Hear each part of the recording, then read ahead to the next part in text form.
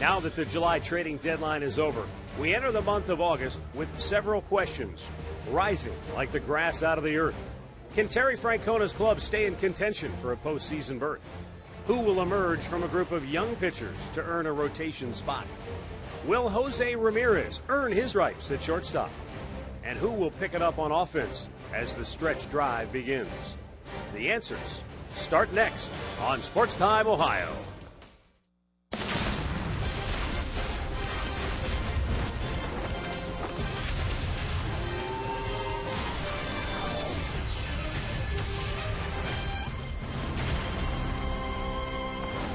On a warm night in downtown Cleveland, the Indians welcome in the Texas Rangers for a 3-game series beginning tonight right here on Sports Time Ohio. Hi again, everyone. Matt Underwood alongside Rick Manning. The Indians are struggling to find their mojo here at home, but as the saying goes, you think you got problems. The Texas Rangers limp into town with the worst record now in all of Major League Baseball.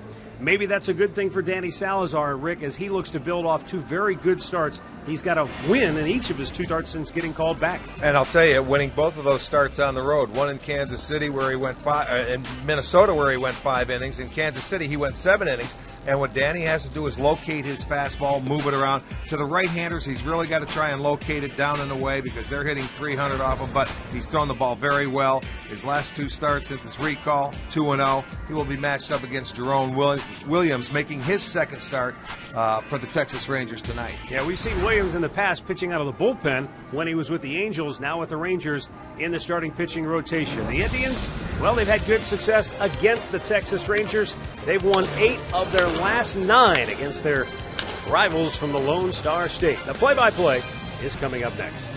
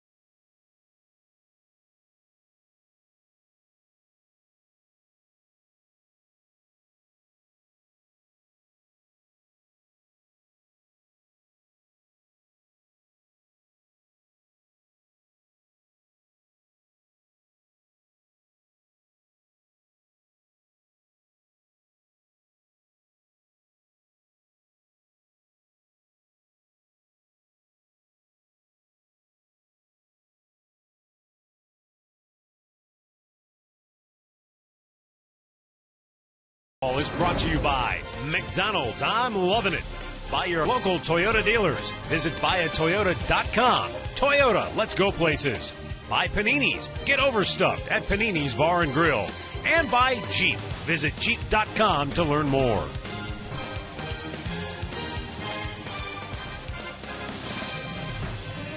And welcome in to Progressive Field. A special ceremony on the field before the game tonight. Tom Hamilton being recognized 25 years, the voice of the Cleveland Indians, heard on the Indians radio network throughout the state of Ohio. My pleasure to work alongside Tom for 7 years on the Indians radio network. He's without question one of the best in the business and one of the best to ever grace the airwaves here in Cleveland, and a well-deserved night of recognition for Hammy, and great to have all the guys, or at least a large contingent of the guys from the 90s, and of course Travis Hafner, you see him in there as well. John Hart, Mark Clark, Carlos Baerga, Charlie Manuel, Kenny Lofton, Jim Thome, of course, will be honored tomorrow night, but really a great reunion of sorts right here on the field tonight. It really is. It's a beautiful evening. They're getting out there, getting some pictures. Now, Tom's family, great kids, great 2 boys, 2 girls. Well done. And they want Sandy to come out there and say, hey, this game's going to start in a few minutes. He's getting ready for action. Nick, Brad, Katie, Kelsey, and Tom's wife, Wendy, all on the field. And family has always been a huge part of Tom Hamilton's life. And he paid tribute to all 4 of his kids and, of course, his wife, Wendy. And, you know, of course, I know a lot of fans have followed the Indians and followed Tom's career, know that his son, Nick, was drafted by the Indians, started his pro career in the Indians minor league system, and now his youngest son, Brad, or younger son, Brad, is going to start his college career next fall at Kent State University as a baseball player as well. So baseball is certainly a big part of the Hamilton family's life. And here tonight, we got baseball, and we're going to be a few minutes late getting underway here this evening as the Indians tangle with the Texas Rangers. But before today's game, the Indians once again with some roster maneuvering. Zach McAllister designated for assignment because last night, well, he didn't pitch very well. He went 3 1/3, was knocked out of the ball game, and the Indians are hopeful that he'll clear waivers and eventually go back to AAA Columbus and try to get better. Yeah, he's basically turned into a one-pitch pitcher, and, you know, since the start of the year where he won his first couple of starts, has hit rock bottom here. And, you know, for Zach McAllister, it's been a lot of that backing up. He had a rough time and a rough go of it, especially last night. The Indians have called up Tyler Holt, so he'll be in uniform, so they've got an extra outfielder, and a big reason for that is because Chris Dickerson tweaked his knee last night in the ballgame, had to come out early in the game. And it's not a DL situation as far as they look at it right now, but he's not really available to go tonight, so they needed a little help, a little insurance, an extra outfielder. And so Tyler Holt is with the ball club. He's in uniform, ready to go tonight. Boy, Kenny Lofton looks like he could still play. Might want to throw a uniform on him and run him out there in the starting lineup tonight. Kenny on hand for the ceremonies this weekend. One of the Indians' all-time greats, of course. All right, Tribe takes the field behind Danny Salazar. Trying to build off his last 2 starts. He's won both of them, and he's looked very good last 2 times out. Here's a lineup that he will face tonight. For Ron Washington and the Texas Rangers, Shin-Soo Choo struggling through a subpar season, batting just .240. He's in the leadoff spot. Then it's Elvis Andrus, followed by Alex Rios, Adrian Beltre, Jim Aducci, J.P. Arancibia in the middle. Leonis Martin 7th, Robinson Chirinos will bat 8th, and Rougned Odor will hit 9th. Our GMC starting pitcher will be Danny Salazar, who is making his 11th start of the season. Danny has never faced the Texas Rangers. This will be his first start, and he's coming off 2 wins, and those 2 wins were on the road. His first 2 career wins away from Progressive Field. One was at Minnesota, his last at Kansas City, and that one he went 7 innings. He gave up 7 hits, 3 runs. He struck out 7, but what I liked, he did not walk a batter in his last start. We'll see if he has that kind of control here tonight. Let's set the key of defense behind Salazar. It looks like this. In the outfield, it'll be Rayburn in left, Brantley in center, Murphy is in right, Chisenhall at third, Aviles is at short, Kipnis at second, Santana at first, and Gomes behind the plate. Jim Joyce. You'll have no trouble hearing him tonight. He's the home plate umpire and the crew chief. Marvin Hudson, Doug Eddings, Corey Blazer on the bases. Well, Ron Washington's club just besieged by injuries this year. And while they were game for 2/3 of the season, or at least I should say the first 2 months of the season, they were hanging around, hanging in there. But eventually you just can't. No, you can't maintain keep it together. No, not with the pitchers. They're missing some quality people, and they've lost. They've used 53 players this year, which is a high for all of baseball. It's just been one of those years, and I think it started out that way to begin with. Well, Shin-Soo Choo, and he'll lead it off.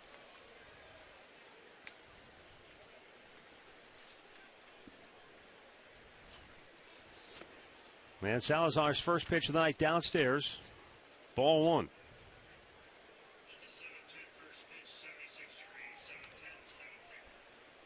Choo still has a good eye at the plate. He's drawn 54 walks, so even though the batting average at 240, the on-base percentage at 351.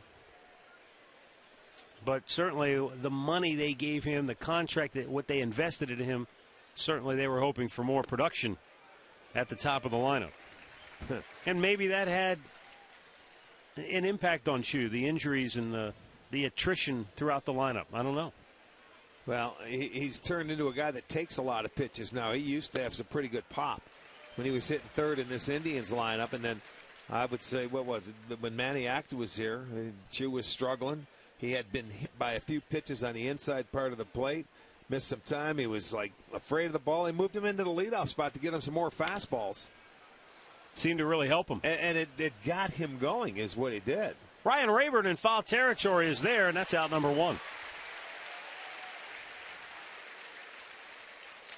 All right, Danny Salazar on the hill tonight for the Indians, and with more on the Indians' right-handed starter, let's go downstairs and bring in Katie with him. Well, Danny Salazar right now is in a good place. In fact, when I asked his pitching coach, Mickey Callaway, about him today, he said what's probably impressed him the most is not only does he have his mechanics and a very consistent delivery right now, but he's got that confidence back. The most important thing, though, Matt, is conviction behind every pitch. When he first was called up last year, that's what you saw from him. He has it back, and that has Callaway saying the best from Danny Salazar is yet to come, and we're going to see it these last 2 months. Well, that's certainly very good news. And Katie also was reporting that Danny saw Trevor Bauer, warming up before games with that black tube band. Yeah. I don't know what you call it, but it's a unique device that he uses to get his shoulder loose. And Salazar was kind of watching him say, "Hey, can I try that?" So Bauer was kind of showing him how it works, and so Salazar has been using that to get himself ready for ball games. Just another tool, and all part of being a good teammate. You see somebody doing something, and they go out and have a little bit of success, and you say, "Hey, what is that?" You're curious, right? Yes, you're curious. You want to know what's going on. Ooh. You can explain it to them, so it's worth a try, isn't it? Murph tells me it's actually called a shoulder tube. There it is.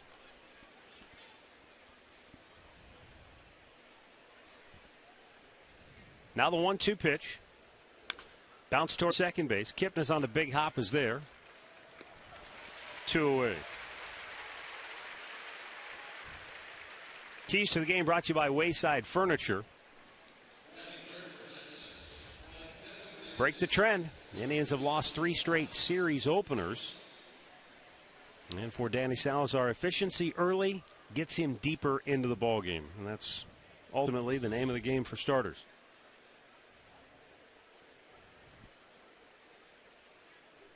Alex Rios, his name was out there prominently up until yesterday's 4 o'clock trading deadline. And there are still a lot of people who think he could be traded here in the month of August. The only difference now, and Rick, you know this, but for those who do not know, players must now clear waivers before they're able to be traded.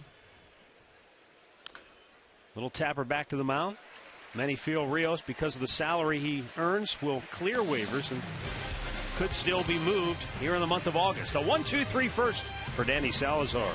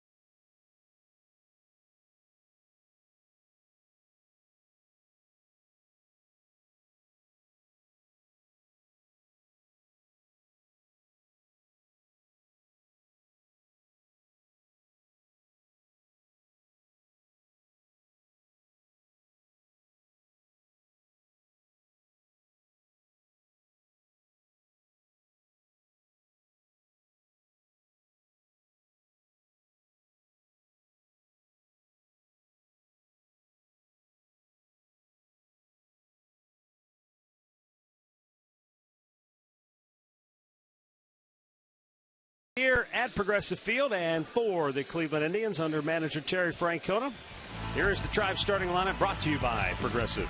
Jason Kipnis, Mike Aviles, Michael Brantley. Then it's Carlos Santana, Lonnie Chisenhall, and Nick Swisher. Yan Gomes, David Murphy, and Ryan Rayburn. GMC starting pitcher, 32-year-old right-hander Jerome Williams. You can see his starts season with Houston and now Texas. His record 2-4, 53 2/3 innings, 16 walks, 42 strikeouts. In his career, he's 0-1 against the Indians in 2 starts.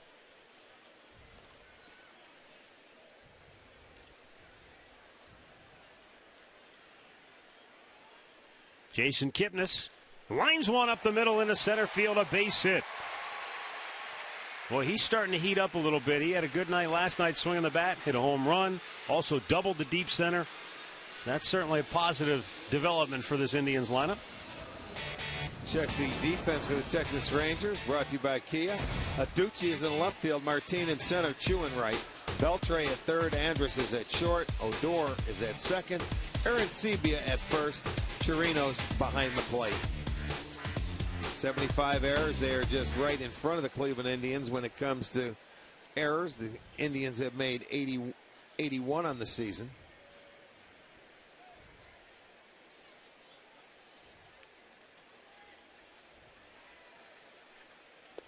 Mike Aviles taking a strike.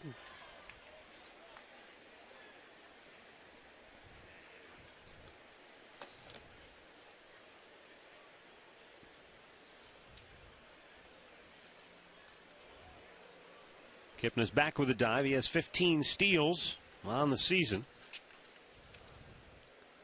Those 15 stolen bases lead the club.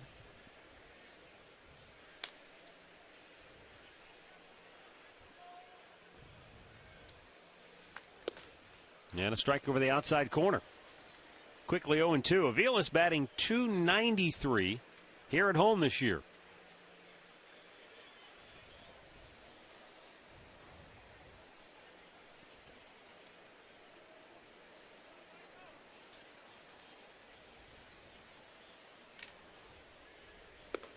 Hit off the dish. Knocked him back a little bit.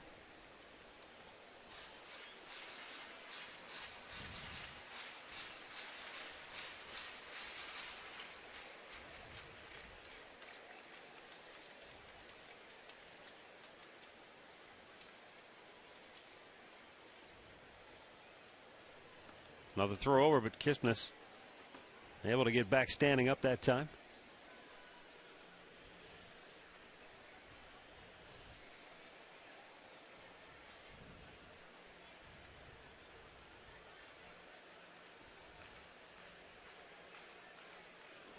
Slowly tapped back to the mound. Williams has it, goes to second. There's one. And Aviles beats it out at first base, although the first baseman, Arancibia, pointed to the dugout. He wants Ron Washington to come out and maybe challenge the play. He felt like they had him, but the call by first base umpire Marvin Hudson on the field was safe at first. I'll tell you, it was awfully close there. It was bang, bang when you look at it. And Arancibia, you watch, it wasn't hit that hard. Williams gets the ball over to Andrus. In turn, he gets it over to first base.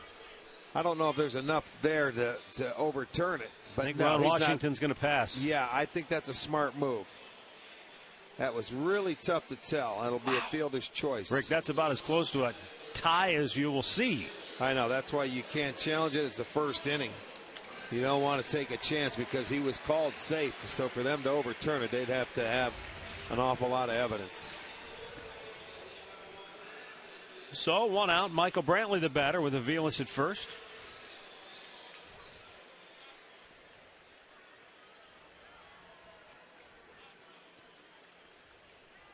Brantley batting .354 at home this year. Drives this one to deep right center field. That's in the alley. That'll go to the wall. Aviles speeding around third. They're going to wave him home. Here's the relay throw to the plate. He is safe. And the Indians will play from in front.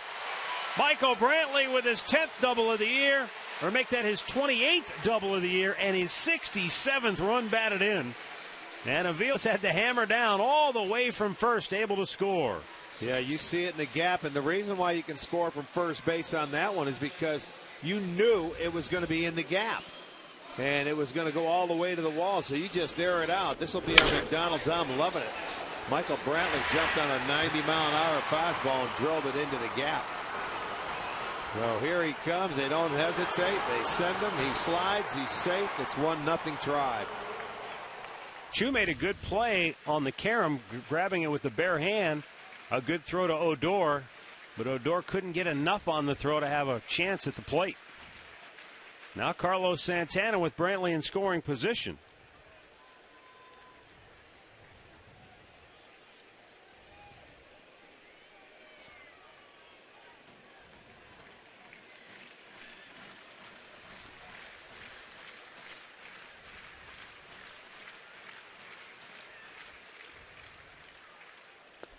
Down and in, 2 balls, no strikes.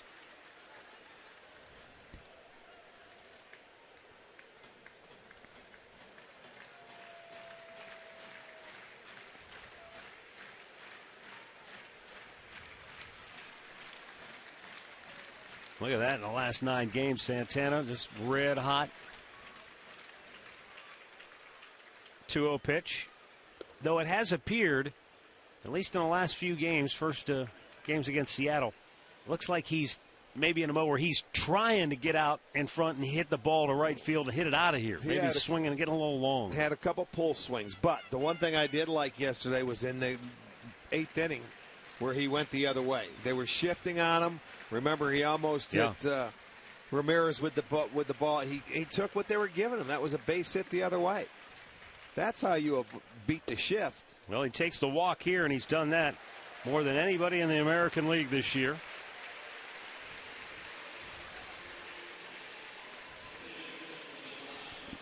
That's the 74th walk this year for Carlos Santana, most in the AL.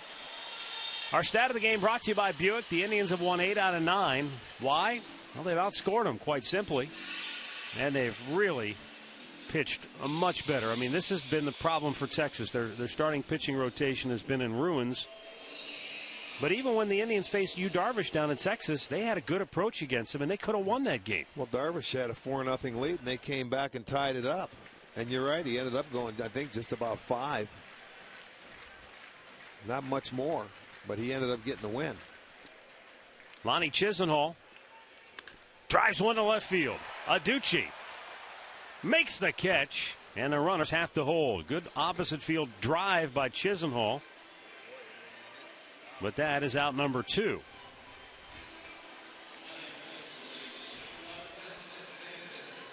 It's going to bring up Nick Swisher.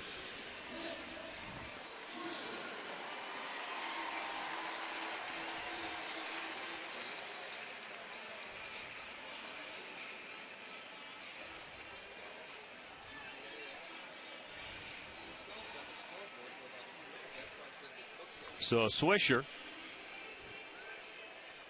who's been in a pretty good groove in his last 4 games. He's had it hit in every one, going 6 for 14.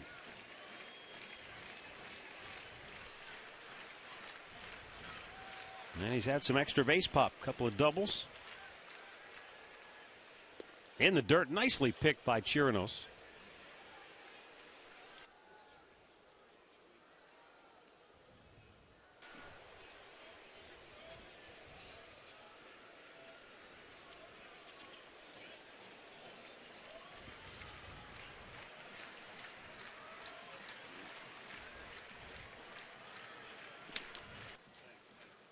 Brantley at second, Santana at first with 2 away. Good pitch. Williams tied him up. Yeah, he threw him. It looked like a cutter or maybe a slider on the inside part. It looked a little hard for a slider, but got him to swing over the top of it.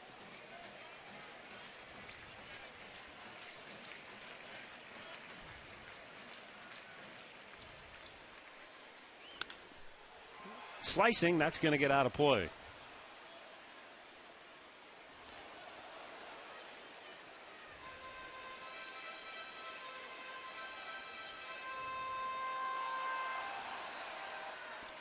Jerome Williams is a guy who has he's been sort of the swing man throughout his career in the big leagues. He's pitched out of the bullpen, but he's also been a guy who can start. Seems like every year you look through his career, there's a handful of starts every single season. Yeah. Not easy to do. Well, he gets a key strikeout to avoid any further damage, but Michael Brantley gives the Indians the early lead with his 28th double of the year.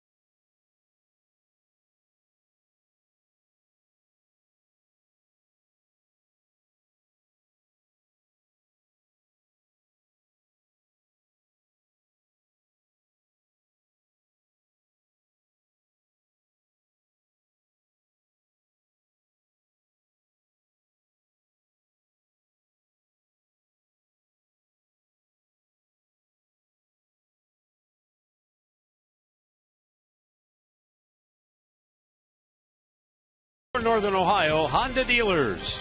By the Cleveland Clinic. Call today for an appointment today. And by the Northeast Ohio Ford dealers.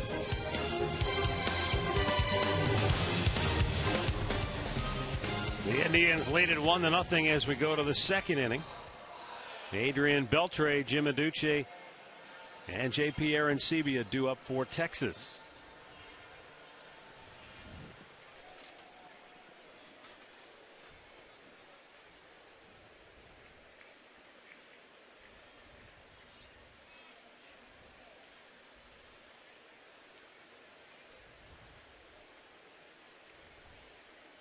And a fastball down low to Beltre, who's hit 15 homers. He's driven in 58 and still having a very solid year all around despite the chaos surrounding him. Yeah, he has been a constant in that spot in the lineup.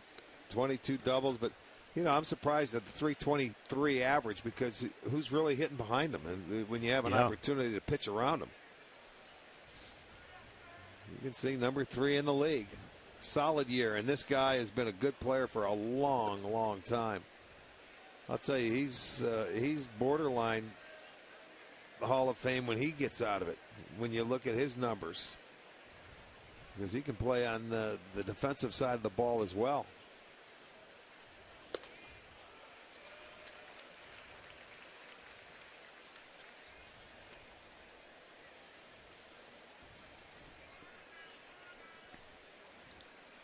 Very, very impressive career numbers for Beltre. They are. Look at that. And I mean, he's not slowing down. He's still going pretty strong. Salazar with a walk to Beltre almost looked like he just wasn't going to give him anything. I don't blame him. Close that he could really do any damage with. Well, I mentioned that right at the top of the telecast before the ball game, the Indians paying tribute to Tom Hamilton. 25 years as the voice of the tribe, and a lot of the guys from the 90s on hand to celebrate. And of course, tomorrow Jim Thome will have a statue unveiled in his honor. So a lot of the guys are here to help celebrate Tom Hamilton's quarter century behind the microphone. And Hammy, he's back at it right now.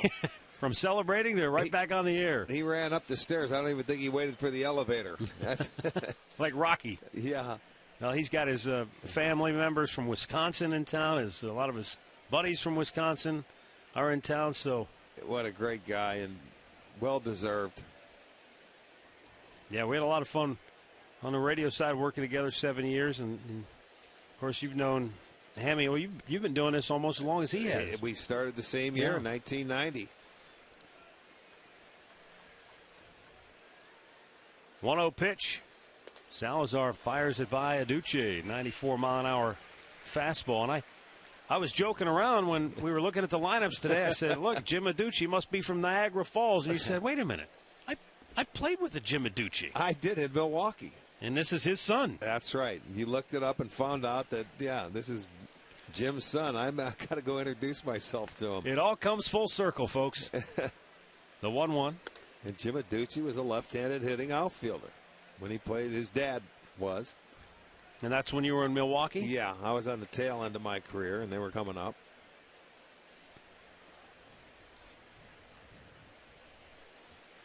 Well, this young man getting an opportunity this year.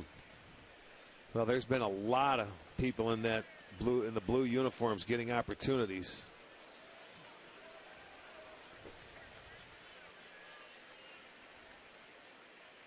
If anything, and nothing good comes from injuries like the Rangers have had all year long. But if anything positive can come out of it, they certainly have had a chance to check out their organization and see how some guys can handle situations. Not only do you bring guys up to the big leagues and you get a look at them and a look-see, but you're forcing younger kids to go up and fill holes that are, created back at AAA, AA, as everybody else has to be called up. No, Aduce coming off a good homestand. He went 6 for 16 in the 6 games back in Arlington, and that was on the heels of a 1 for 15 slump. No, I really don't. As I said, we haven't played these guys since early June. I don't know these guys if you would start the runner here. Probably, yes, they do. Well, Danny Salazar has walked the first 2 now. A couple of starts ago, he did that against Minnesota in the second inning or the third, if I'm not mistaken. Yeah. He walked the bases full in that inning. He had no walks in his last start against Kansas City. And out comes Mickey Callaway because he must see something mechanically that he's got to tell Salazar about. Rick, you mentioned the last time we saw Texas. The Indians went to Texas to start a series on June the 6th. Now, in that game, we mentioned Darvish was beatable, and they scored 6 runs in that game. Right. And had a chance to get the win, but they didn't. So Texas got the win. All right. After that game in the series opener, Texas was 31-30 on June the 6th after that game was over. Since then, they've gone 12-35. Well, now 13. They won last night, so 13-35. Okay, you got it. I see. But their runs down a half a game. ERA up. The errors they've been inconsistent defensively as well. But we talked about it. They were hanging in there. They were finding ways to fill some holes, but you just can't do it. Yeah, in the long run, in the long season, you're going to fail eventually if you don't get any help. And I should point out that after the Rangers won that first game of the series, the Indians won the next 3, and that just sort of started them into a tailspin that they have yet to come out of.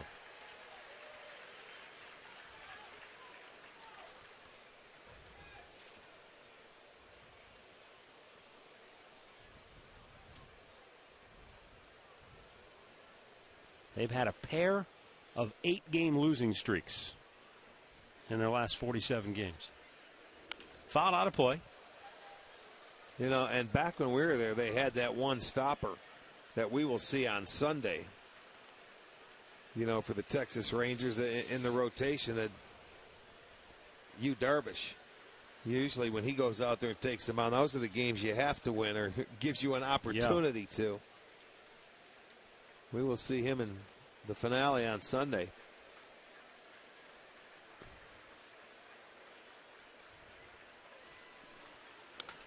And that's a fair ball. No, foul. Boy, that was really close, hugging the line. You know what? It actually, from our angle, did look fairer. I thought it was a fair ball, but the umpire is sitting right there, Corey Blazer. It goes down the line. If it goes over any part of the bag, it's a fair ball, but he was right on it. I got to give him credit. It was better than our luck. We're behind it, but it did miss by much. He tried to come inside to Arancibia, who's, you know, he can swing and miss a lot, but he's got some pop.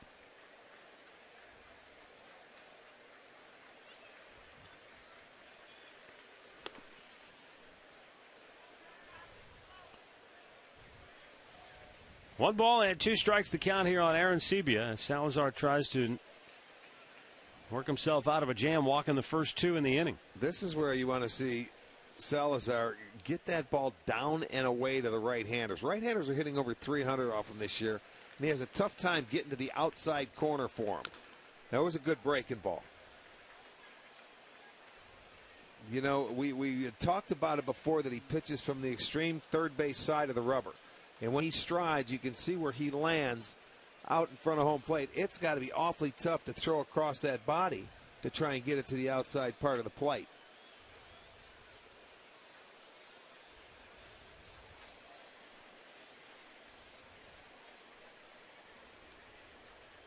But somebody took a foul tip, I guess, because they're waiting around. You see how he is over on that third base side? There is his mark where he lands. Williams is about a foot or 18 inches away on the other side because Williams pitches from the other side of the rubber, though. Swung on and missed. He gets the strikeout, 1 away, his first K of the night. Came back with the breaking ball to get it, too.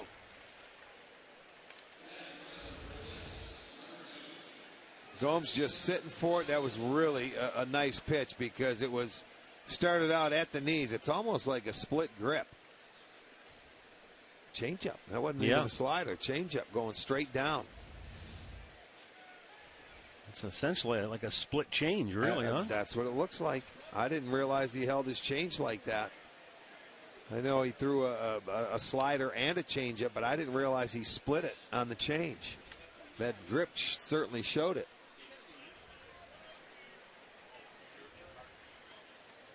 Leonis Martin.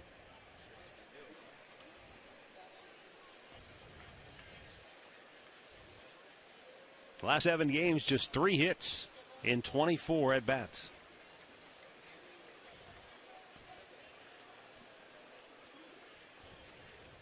He was hitting .275 until a 24-game slump has dropped his average. Now, it's tough for young players when you're in situations like that, too, to keep momentum and confidence up when you're struggling as a team.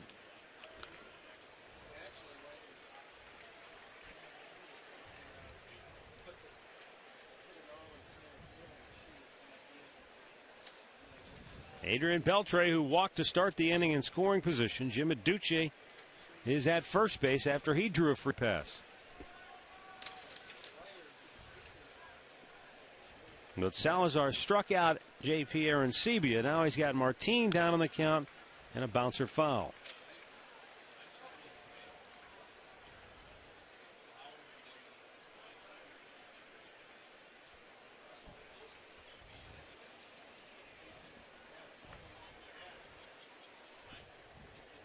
Robinson Chirinos waiting on deck.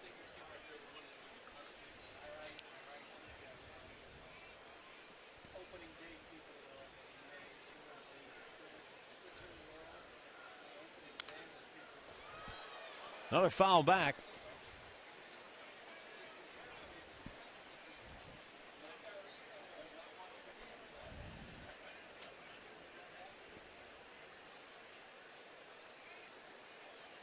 Salazar showing up the stirrups tonight.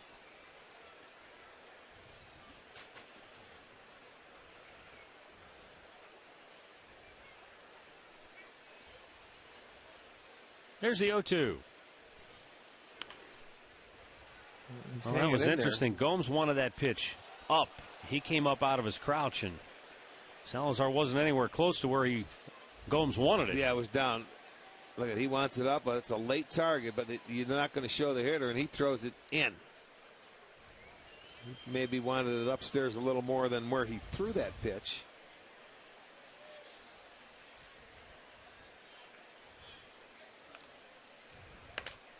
Another foul ball, and it stays 0-2. Can't put them away. Well, this is, I mean, how they work that pitch count up when you can foul off 5-6 pitches. And I'll tell you, they're not bad pitches. They're just getting a piece to stay alive.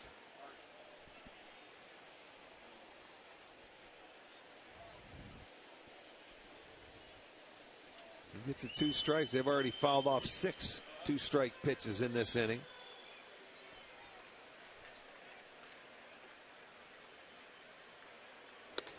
That's too high. 1-2. Well, Salazar was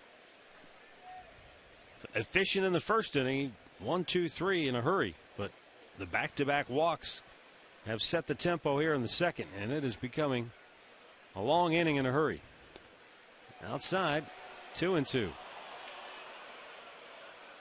Well, he followed his high fastball up with that changeup. And I don't think he went, to be honest with you. No, not even close. They're going to check, but they say no. Already 25 pitches here in the second. There's still just 1 out.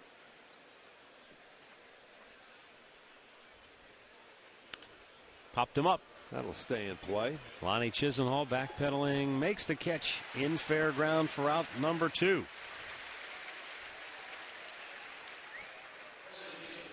Fans, don't forget you can tweet your photos to us using the hashtag STOFanPhoto for a chance to have it shown during one of our telecasts this year. It's all courtesy of AT&T.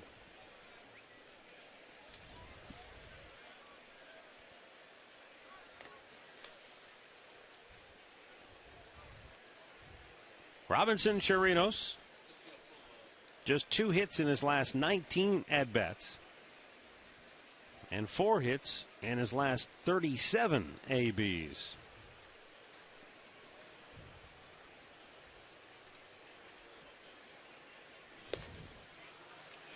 And a quick strike.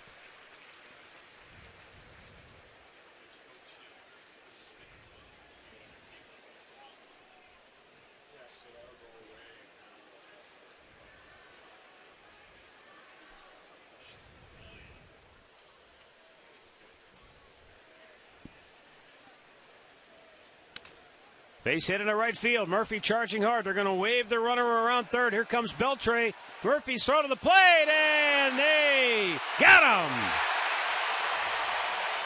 Good, strong throw by David Murphy, and a terrific tag by Yan Gomes, as Adrian Beltre is erased at the dish.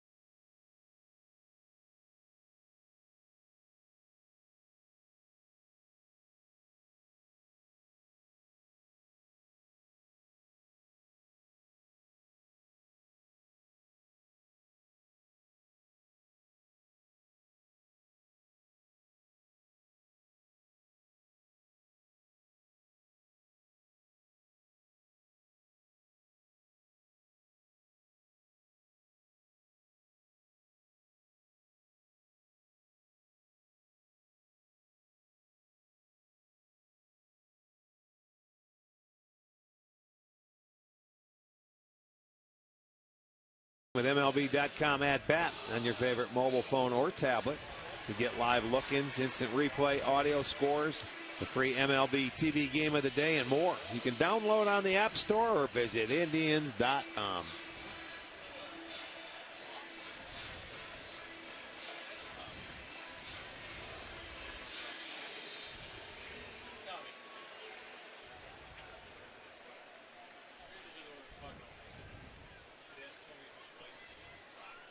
Yan Gomes will lead off the bottom of the second. And a strike called.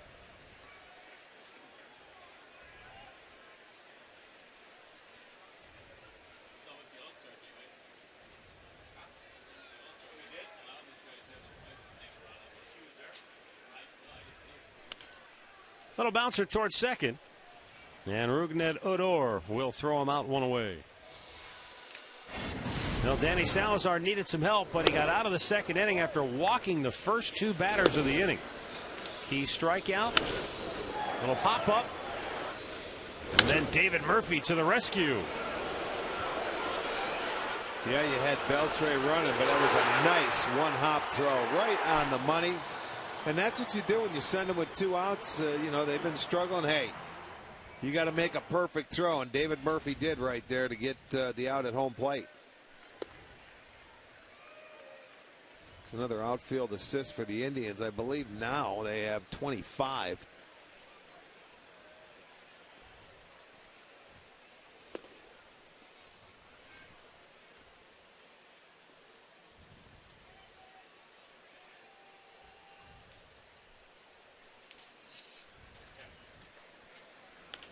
Murphy sends one in the air, shallow right field near the line. Odor got a good beat on it, and he drops the ball.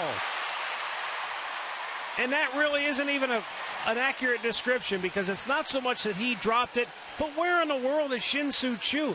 He's got to be able to make that play. That's a tough one to get for the second baseman.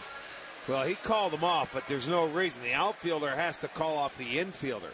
When you watch the end of the play, watch Odor, he's waving. You know what, Choo, go in there and take it, man. That's your ball if you can get there. He still should have caught it. But I know what you're saying. It's a much tougher play for that infielder to go out on the run looking over his shoulder when the outfielder can run in and make the play on his own. So he pretty much called him off, but he didn't catch the ball. So they gave him a double? They do give him a double, and Murphy says, I'll take it. Number 18 on the year. Here's Ryan Rayburn now with 1 out and a runner in scoring position. And he takes a strike over the outside corner.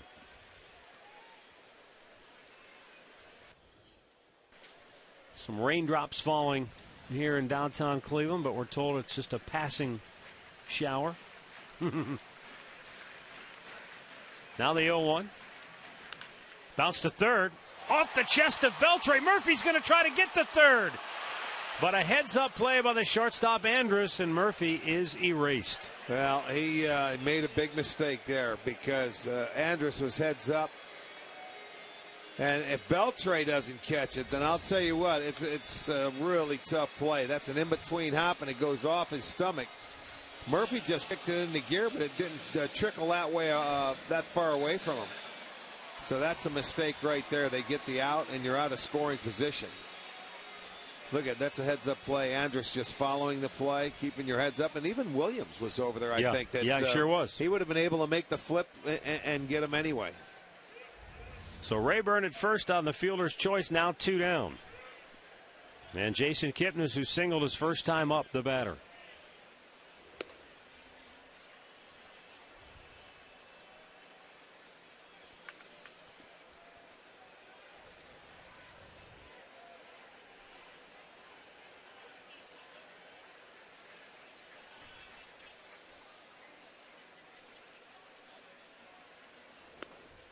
Missed outside, 2-0.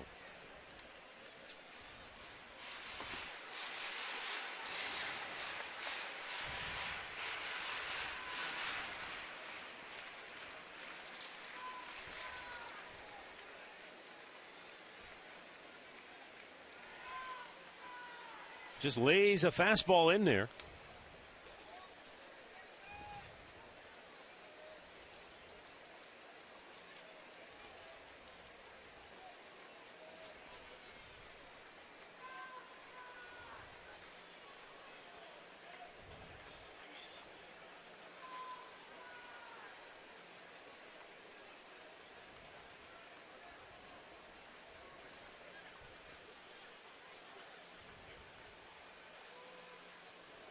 Good block by Chirinos.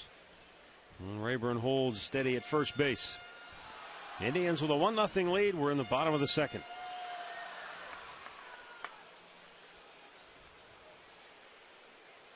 Indians caught a break on the misplay by Odor. But Murphy, too aggressive, trying to get himself to third base, erased on the fielder's choice. So the break kind of nullified. Yeah, it sure did.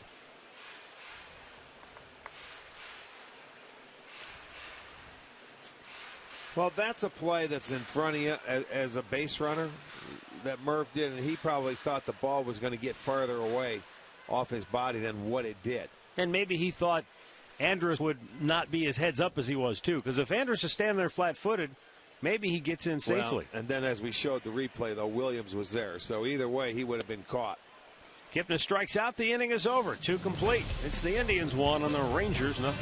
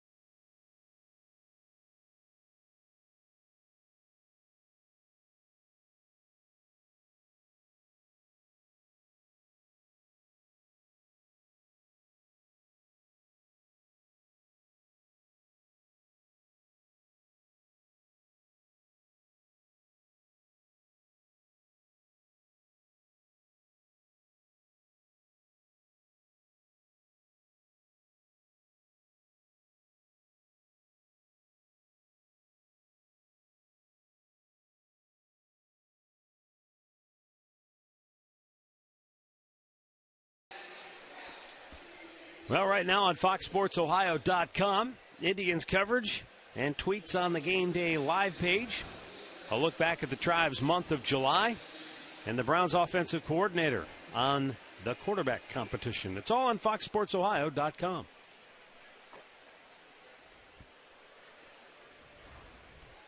Rougned Odor.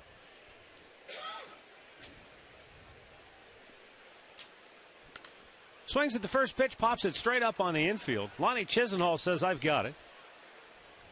And he does. 1 away. Injury report brought to you by the attorneys at Elk & Elk. This is only a portion of the Rangers injury report because we can't fit them all on here. But look, they made a big trade in the offseason. Prince Fielder was going to be the guy in the middle of the lineup.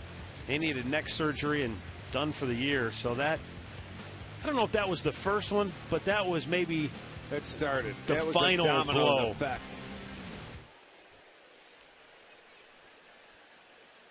Because if I think back on it, Rick, most of their pitching woes were sort of, or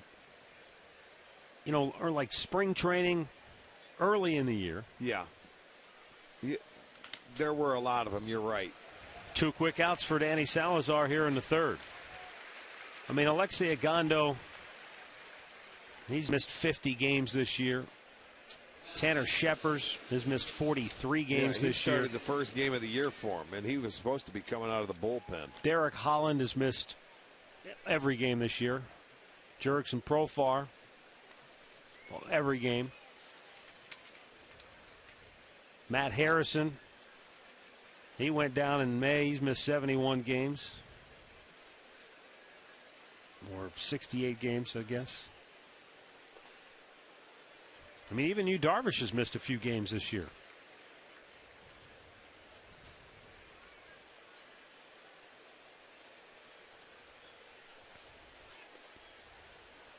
Boy, Danny Salazar, he put last inning behind him in a hurry because he's right on track here in the third. Well, that's what he did in that one game in Minnesota. You know what? He had a little hiccup there in the second inning and then came back out and started to pitch. You just don't want to have innings like that get that pitch count up that takes you away from pitching 6 or 7. Thought that was an interesting sequence there. Gomes was looking, off speed, Salazar, fastball. Okay, boom, and Salazar right back at him. And you could see Anders got a piece of it, but he was tardy. Well, it's hard not to be tardy on a 96, 97 mile an hour fastball. Now he wants to change up, and it never really had a chance. It's almost like he's so amped up right now, all he can do is throw fastballs. Now that one gets away. He got underneath that changeup there. Just stay with it.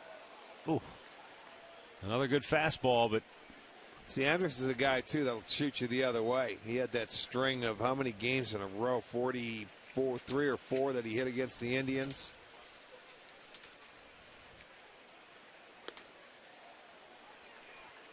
'39 consecutive. Starting his career. It was ended earlier this year. That's some kind of hitting streak, isn't it? Starting against a team, and I mean, it's not even a team in your own division. Well, from 0-2 to 3-2 here.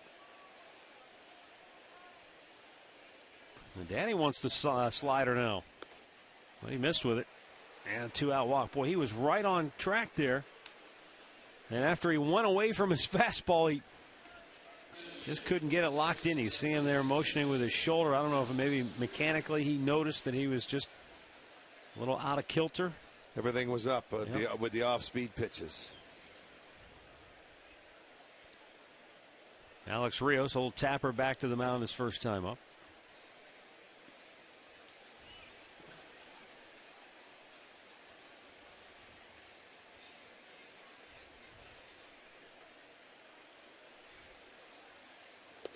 There's a strange year for Alex Rios. Average-wise, he's hitting very well. He's up over 300. He's at 303 on the year, but he only has 4 homers. 1 homer in his home ballpark out in Texas. And that one came opening day. Don't you find that hard to believe? He's got better pop than that. And especially in that ballpark, because he can hit it out to right center. That defies logic. It does. I know. I looked at it and I says, what's going on here?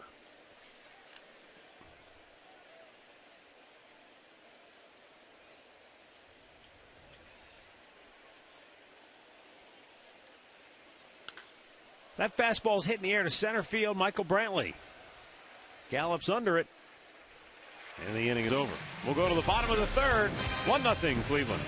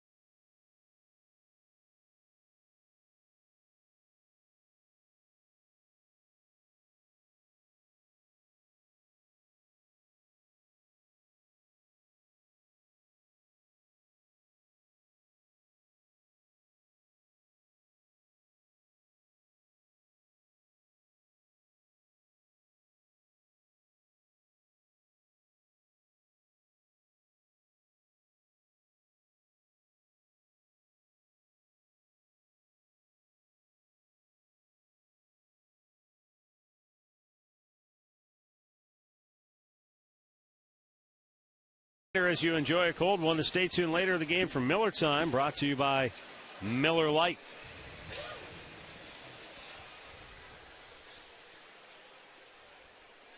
And also a reminder, we're going to be visiting with Jim Thome coming up here in a little while. Yeah, next inning. Jim Thome will have a statue unveiled tomorrow before the game.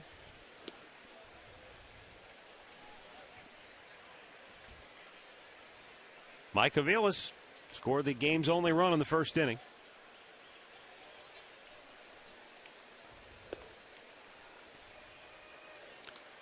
Jim Joyce, the most distinctive strike call in baseball. Veteran umpire. Just missed with that one. 2-1. Jerome Williams wears the distinctive pink baseball glove. His mom had breast cancer when he was in high school. It went into remission, but a few years later it returned, and she died right as he was ready to go to spring training in 2001. And so he wears the pink glove in her memory and to honor her. But you talk about a strong woman. The day that he left for spring training, and before she passed away, she said, "Don't do it for me, do it for yourself." And so he has those words written on the inside bill of his cap every time he goes to the mound. And as I said, I've always admired him because he's a selfless pitcher. What do you want me to do? Bullpen? Okay. You want me to start? Okay. He goes out there every year, Rick. He logs innings. Not flashy, but it's a tired cliche, but he's the old lunchbox guy. Brings his lunch, and you works want to hard. play baseball? That's what you have to do. Line to left center by Michael Brantley. His second hit of the ball game, and Aviles stops at second base. And the Indians may be off and running now here in the third. Well, Brantley just waited back on it. Takes it the other way, as he has done so many times this year. Well, Brantley has been up twice. He's 2 for 2, and he's seen 2 pitches. And normally, Michael very patient. But tonight, he stayed on that ball and put a great swing on it, because that ball was sinking down and away. And now you've got Carlos Santana, who drew a walk his first time up.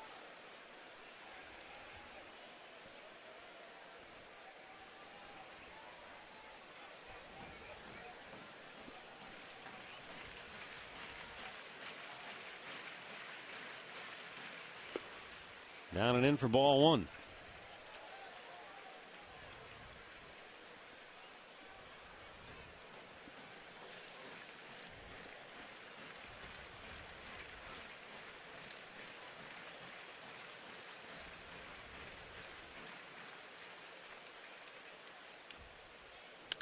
And a line smash by Odor into right center. Aviles will score. Brantley all the way to third. It's an RBI single for Carlos Santana, and the Indians have a 2-0 lead. It's RBI number 53 for Carlos. Well, he continues to drive them in. He's been very hot. Hit this ball right on the nose. So the first 3 have reached in this inning, and they are on the board again. They are on the corners. Nobody out. Watch Santana. He smokes it. I didn't know if he could catch that in the air. That looked like it could have been a triple play as hard as it was hit. I think the thing was, Rick, is on the dive, the ball was already by him. Oh, I mean, that's how hard it was hit. It was hit hard. I thought he was going to catch it, but by the time he dives, that ball was into the outfield. And now Lonnie Chisenhall had a pretty good approach his first time up. He went the other way, hit it hard, but the left fielder, Jim Aduce, was able to make the catch to retire Chisenhall back in the first inning. And off the plate for ball one.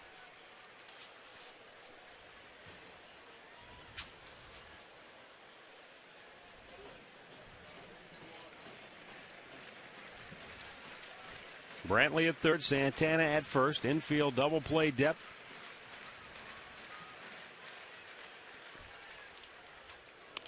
And Lonnie bangs it to first. They get the out at second, and safe at first is the call. And again, Aaron Sebia says to Ron Washington, wait a minute. Anyway, the run scores on the play regardless of the outcome at first base, and it's 3-0 Cleveland. The only question now, will Chisenhall get an RBI or won't he? Was Aaron Sebia's foot on the base? That's the bottom line. If his foot was on the base, he's out. Because, the ball beat him. There's no question. If it's not on the base, then he's safe. He's got to be out there. I think he's out. Yeah, they got to look at this one. I think he is. Well, yeah, his foot's on the base. Yeah, I wasn't sure. It looked like he was coming off, but it was clearly on the base. Good hustle by Chisenhall, but I think the replay is going to overturn this, and what that will do is it will take an RBI away from Lonnie, but the Indians will still have a 3-0 lead. Jim Joyce, the crew chief, will await word from the replay center in New York.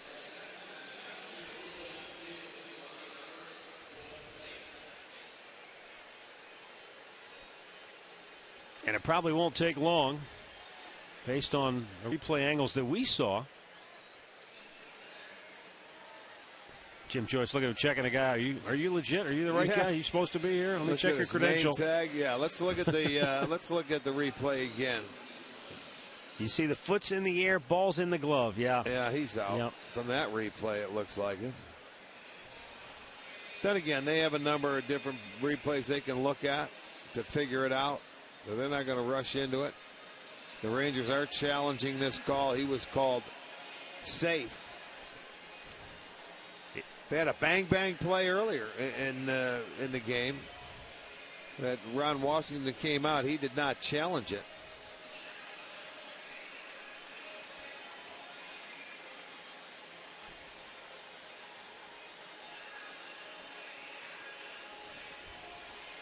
I'm a little surprised it's taken this long. Okay, here we go. He's out. So a double play.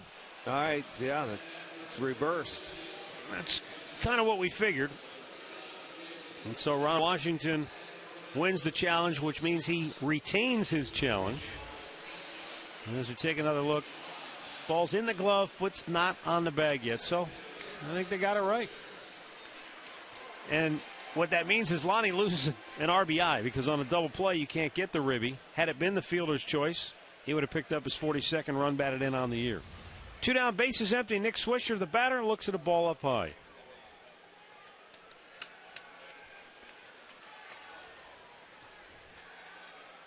Swish called out on strikes his first time up. And a high strike called, 1-1.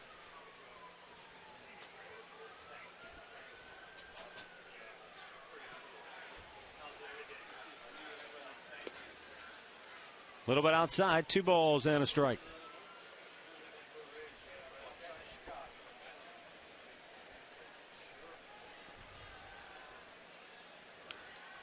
And it's fouled back. Count even 2-2. 2 runs in here in the third for Cleveland. And as they've built a 3-0 lead now.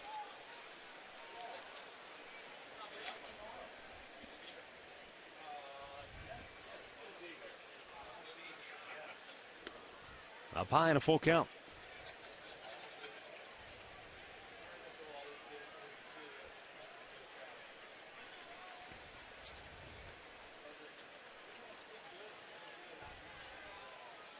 Payoff pitch.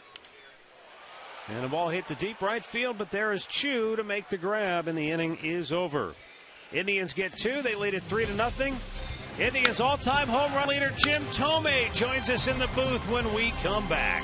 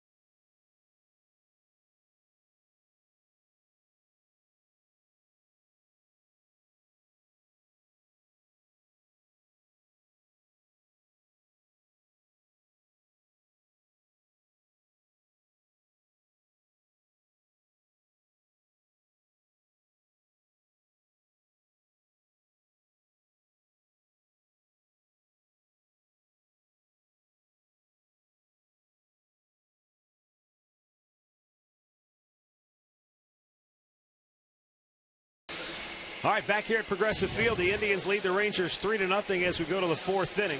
Beltre, Aduce, and Aaron Sebia will be due up for Texas. Matt Underwood, Rick Manning, and look who's joined us in the booth. The Indians' all-time home run leader, Jim Thome. Welcome back. Thank you. It's good to be here. Oh, I can imagine. Yeah. It's like coming home again, seeing all the fellas out there, and just, with Grover and Charlie and John Hart. It's just what a special night. Have you thought about what tomorrow's going to be like? Have you thought about what it's going to be like to look at yourself cast in bronze? No, not at all. I mean, what an unbelievable thing. It's humbling. It's so honor. I mean, it's just incredible to have them do this. Really, it's a big deal. Think about when you came back here in your first year, and It 1991. Flies by, doesn't it? It flies by, and I remember Eddie Murray telling me one time, enjoy every minute because it goes so quick, and before you snap a finger, your career, you're going to look back and you're going to go, where did it all go? And it's the truth. Well, right, because when you're young and you're playing baseball, there's nothing else you'd rather do in the whole wide world than play the game of baseball, and you're a kid and you think it's never going to end. Yeah, that's right. And you blink your eye and you go, wait a minute. Now I'm the old man here, and there's a bunch of kids pushing me out, and I got to leave. No question. Beltre with a base hit in the left field. Game 1, 1991. Was it in Minnesota? Was that where you made your debut? Yes. Do you remember it? Like it was I yesterday? I do. It's a long time ago. But, yes, I remember the excitement. I remember getting to the ballpark and it's such a special day. Your first day, you're nervous. I remember wearing my shin guard out to third base after I got the hit. Something happened where I still had it on, and Puckett and Herbeck were like pointing out at me, and I'm like, oh my gosh, Herbeck and Puckett, they, maybe they know me. I don't know. It was great. But I had my shin guard on that I didn't take off because just caught up into the moment. Everything was great. I remember your first home run. Yankee Stadium, yeah, right? Steve Farr. Upper tank, right? Yes. Whose bat did you use? Joel Skinner. Yes, indeed. And I'll never forget this. He Neither goes, will he. I know. And Skins is our AAA. He's right. in AAA there with the White Sox. You about it every time. Oh yeah. He goes, hey kid, you're going to get a heater and don't miss it. And he goes, by the way, use this bat. So I grabbed it, used it, and what a great story. That's awesome. Gosh. I still remember, talk about like it was yesterday, when you set the single-season home run record here, the bomb off Jeremy Affeldt. I was on the radio over with Tom Hamilton. That was a great night, too. It was because the year before I didn't get to 50. And then, doing it in Minnesota, then coming home, I had Dad and obviously Mom was here and all those special times. And to me, that was a huge accomplishment, especially watching Albert all them years. And when he got to 50, I think 50 is the magic number for everybody. It just was a magical year, and what a special time. So let's fast forward just for a minute here before we go down memory lane some more. What are you doing now? What keeps you busy today? My kids. My kids are growing up. My son's in coach pitch, so that's been nerve-wracking watching him hit but fun. I get way more nervous watching him than I ever was playing. Does he do this? He doesn't point. He doesn't point the bat? No, he's a shy, very humble, just quiet kid. And then my daughter's in a lot of theater right now, so that's been as nerve-wracking because she's got some speaking parts, and to watch her kids just perform and just go out and play sports and be a part of it. It's just so great to watch them grow up. And Andrea's doing fine. Andrea's great, and yes. How old are your kids now? 11 and 6. Oh, boy. Yeah, the time flies. Yes, I know. It does. But they're at the great age to be home. Yeah, it is. And you still do some work now with the Chicago White Sox. Yeah, I'm working with Buddy Bell. Buddy. Yep, and Jerry Mr. Reinsdorf hired me to come aboard and just be an advisor when they need advice and just be an extra voice in the mix. Jimmy, when you started in 1991, when you got that first call to the big leagues, did you ever? Well, hold on a second. Fly ball to left. That's going to end the inning. We'll continue with Jim Thome as the Rangers are out here in the top of the fourth, and the Indies lead it 3-0.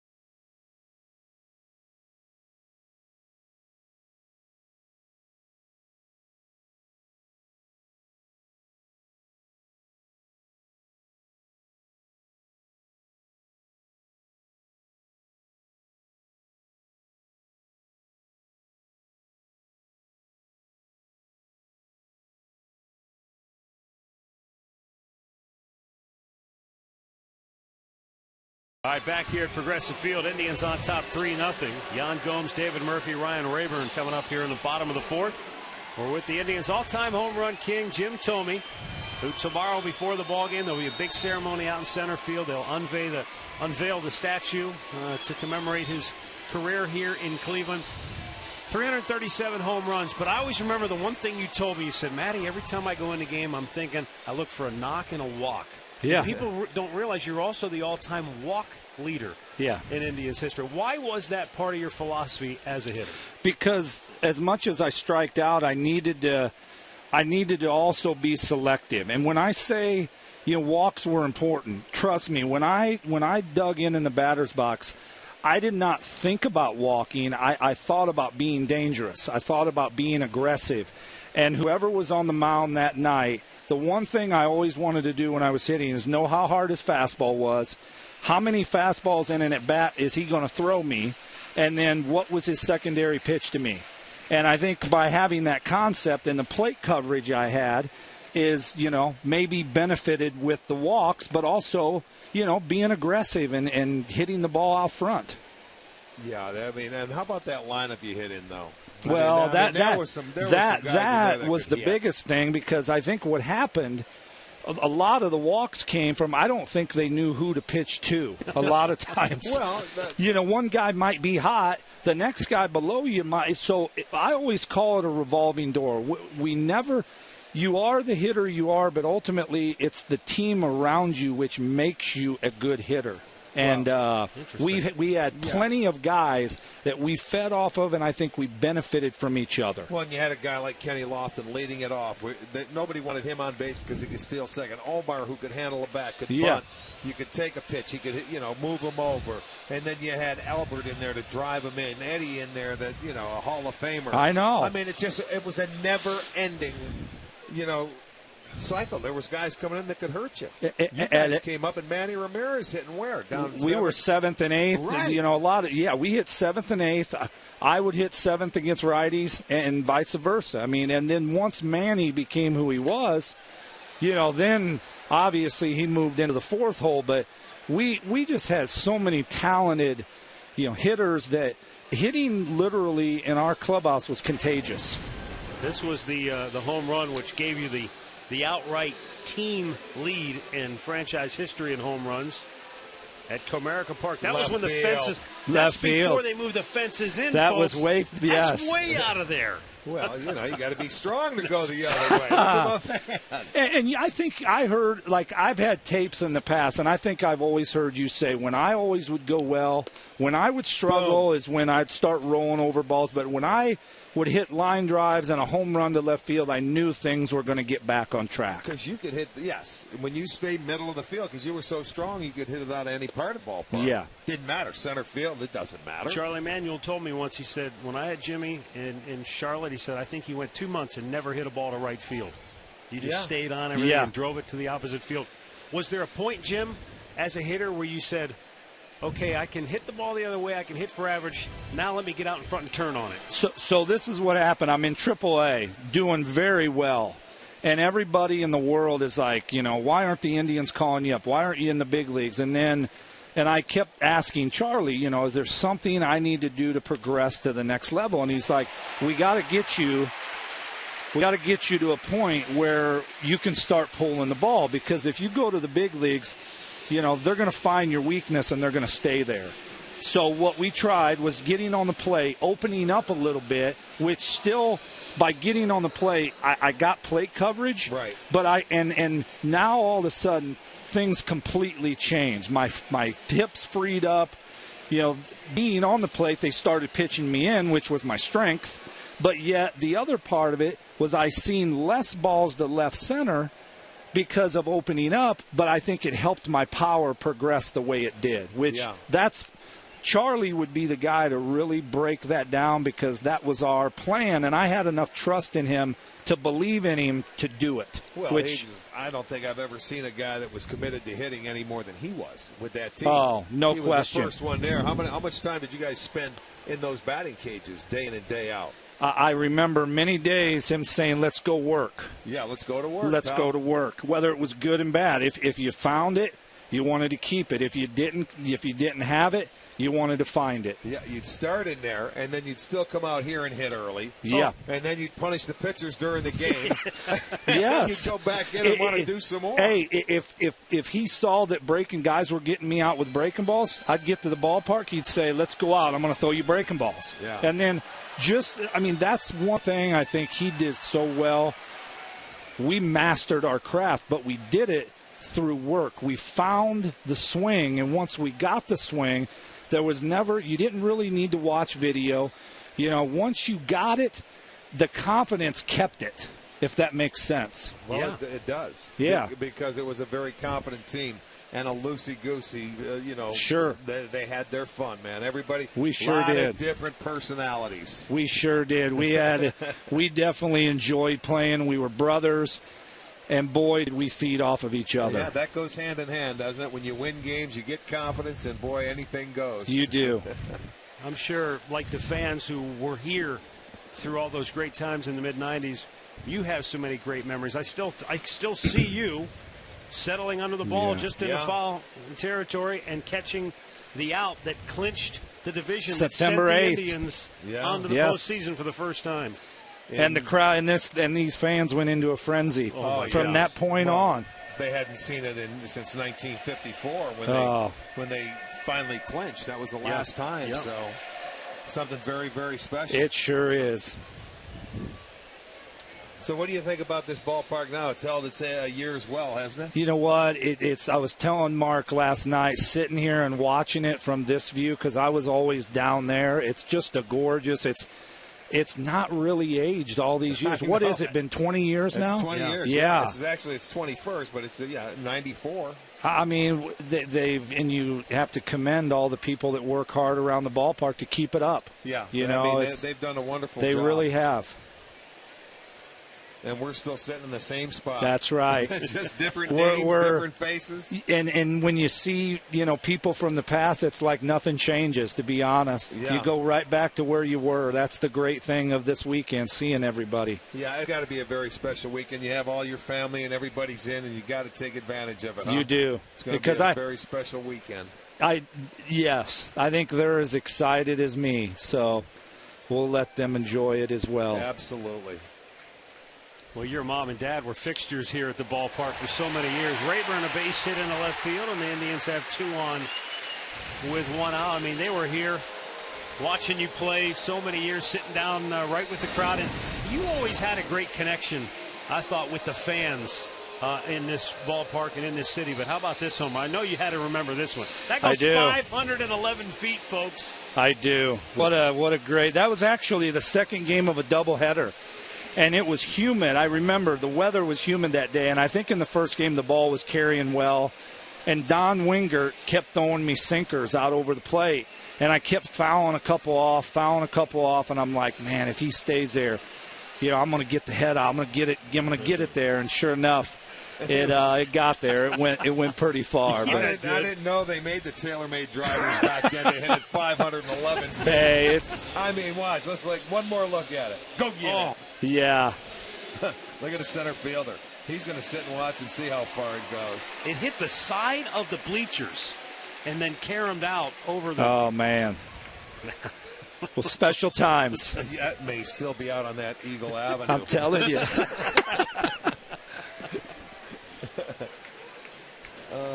Growing up in Peoria, though, was this... I mean, did these people take you? Did it feel like kind of home to you the first time you came to Cleveland? It did. Growing up in the Midwest, very similar. The roots, the values, you go to work, you work hard, and then you come back the next day and do it again. Family values, I think that's why people took to you? Because they look, this guy I could would be hope one of so. our own. And I think, being a father now and then seeing how my parents were and then just being around that, I think, that's what you want to instill into your kids is those good values and pay attention to them. And my parents did a great job, I guess, but ultimately you have to follow and continue that process. So, and I think all throughout Ohio here, it's the same way, no question. Mike Aviles with 2 on, 2 out, trying to extend the Indians' lead, taking a called strike. So, I mean, were you at peace when it was over? I mean, 22 years you wore the uniform, went to work every day as a big leaguer.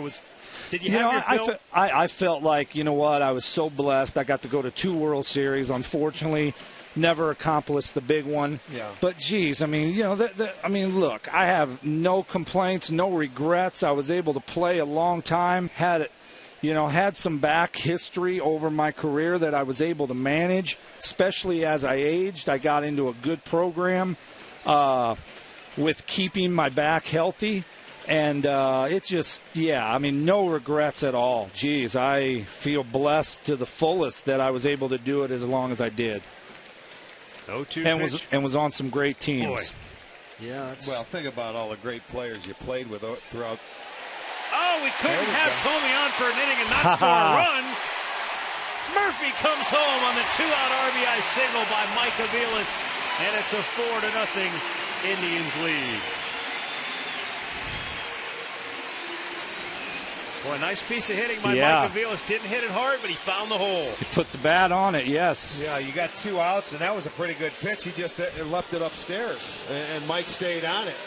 And he just guided it right in the hole, man. 2 outs. That's a nice ribeye on the sheet. It's going to give Brantley a chance, and now we'll let Brantley hit one for you. Jimmy, what was it like coming back after all those years? You start your career here, build those great relationships. Yes. Tough decision to leave. You leave, you go, you play otherwhere. But the chance to come back again. You know what? I remember when I was coming here that day when everything took place and I knew I was coming back, there was a lot of anxiety, just of the unknown. I didn't really know how people were going to accept me. You know what? I got an opportunity to choose to come back here. That was a dream to do it. I jumped on it. The deal was done. And then the anxiety, that first at bat, when I walked up, and the crowd got up, it gave me, I still get it. You get goosebumps. Yeah. You get goosebumps because ultimately you play in a place a long time. There's a special feeling. Michael Brantley socks one into center field, another RBI. Aviles trying to get to third. Beltre. He came up with the ball, but he's called safe. They might have a review on this one. We'll see. We're going to go back. They will review this. Beltre saying he got him. But the call in the field was safe. So Ron Washington, this will be the 3rd time he's been out tonight. He chose not to challenge the first time. The second time he challenged and won. So now he's getting an explanation from the umpire. Now he's looking into his guys. What do you think? What do you think, boys? Thumbs up or thumbs down? Now, where does he have the ball? Is it in his hand or his glove when he tagged him? I don't know. If it's in his glove. Ball's on his knee. Look where the ball is. Yeah, he doesn't have the ball there. No, so he is going to be safe. That umpire was right on it. Wow. And then he ended up grabbing it with his bare hand out of there. So this is going to really be interesting because they're going to challenge. It's, again, a Texas challenge. Well, while they go ahead and take a look, we've already given you a pretty good look at it.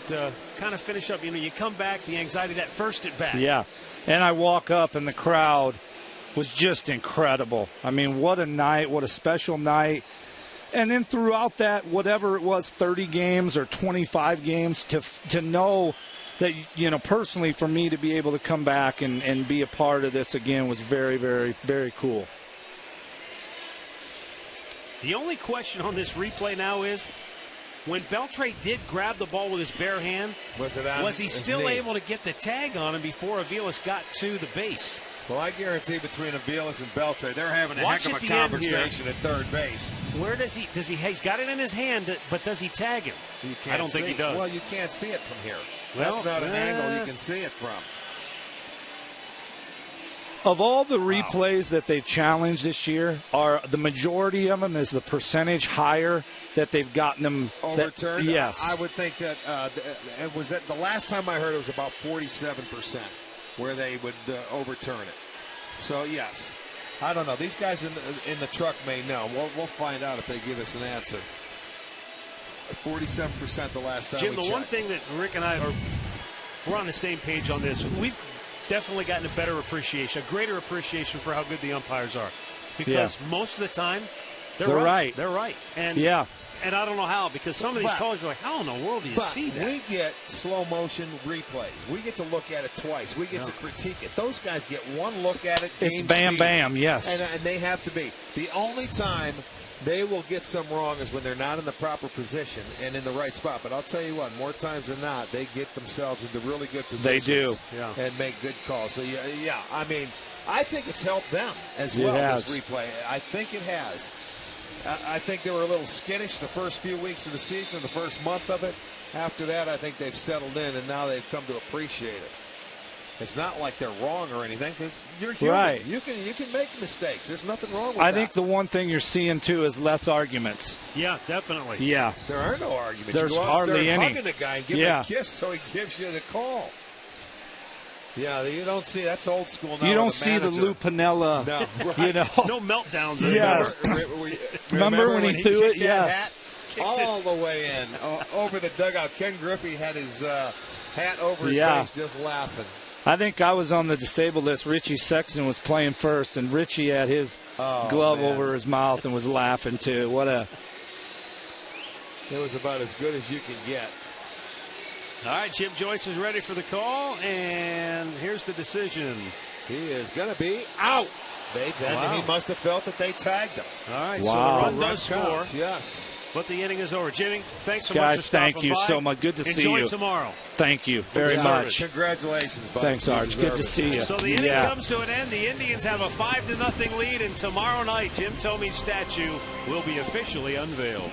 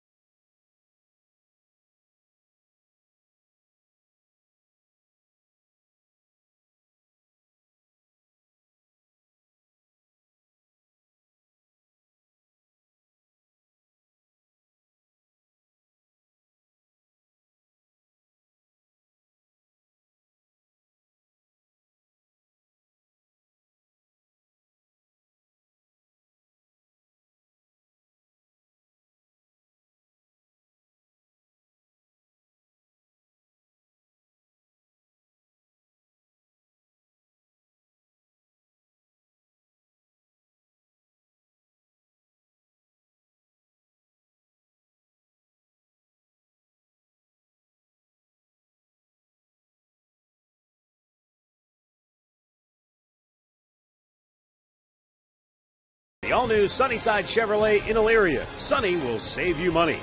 By Levin Mattress, located in all Levin furniture and freestanding locations. And by Kia. Visit mykiacleveland.com to learn more.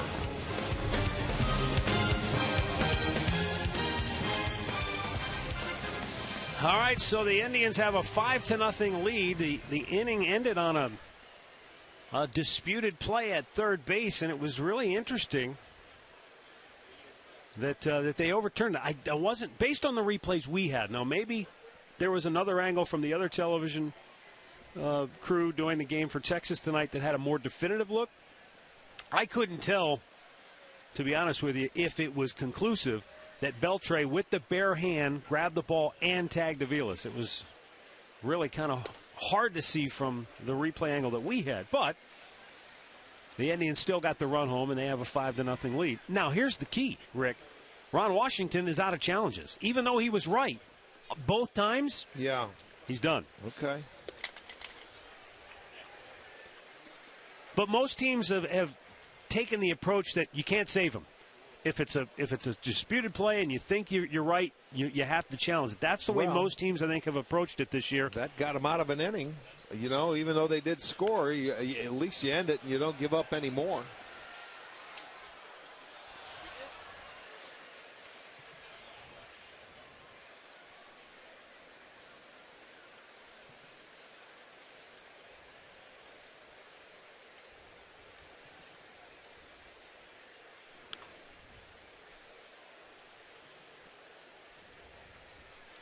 Robinson Chirinos singled his only time up back in the second inning.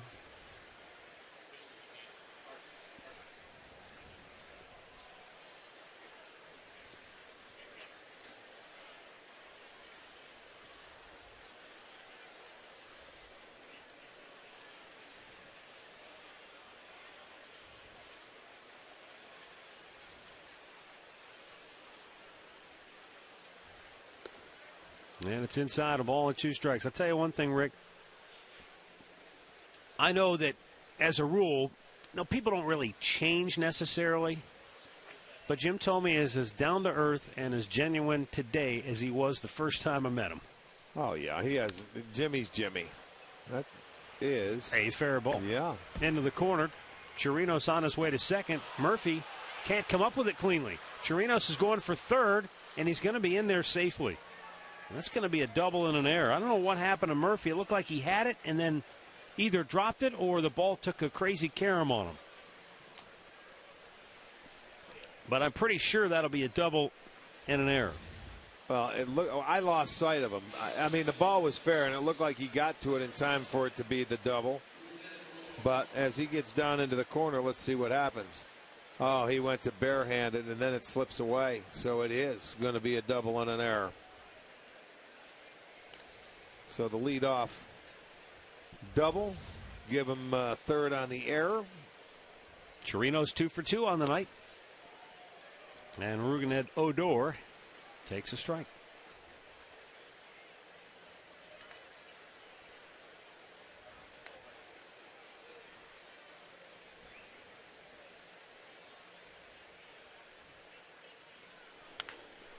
Bounce slowly towards second base. Kipnis will throw out Odor. He'll pick up the RBI, his 21st on the year, and the Rangers get on the scoreboard with a run here in the 5th.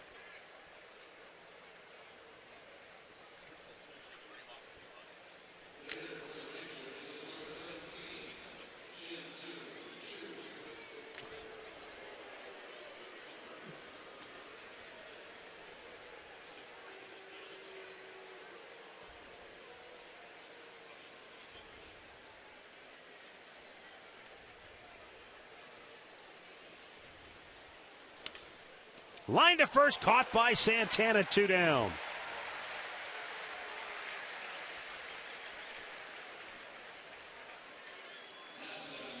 All right, this is the angle we're told that they used to overturn the call at third base. It looks like he's got the ball, and it looks like he tags him on the leg. They're saying that he tagged him on that knee before. With the bare hand. Yes. That was it for people who may not watch the bare hand. That's where the ball is at, is in his hand. Okay, so. I guess I could buy that.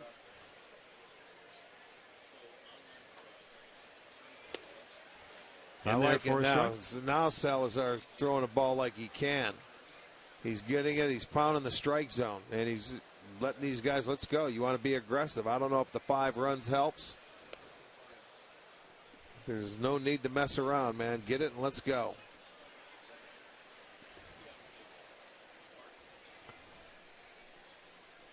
He's thrown 8 straight first pitch strikes. He had a string there before a ball to the hitter before, the 11 straight strikes. So there he is. And missed. And now everything's getting down, down, down. He's got a nice rhythm going. There's a real good chance that I'm going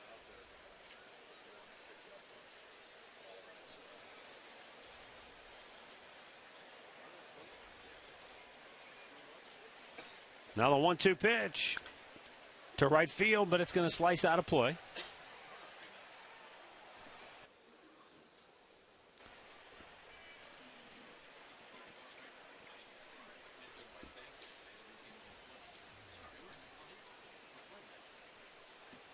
$15 out of 20 first pitch strikes tonight for Salazar.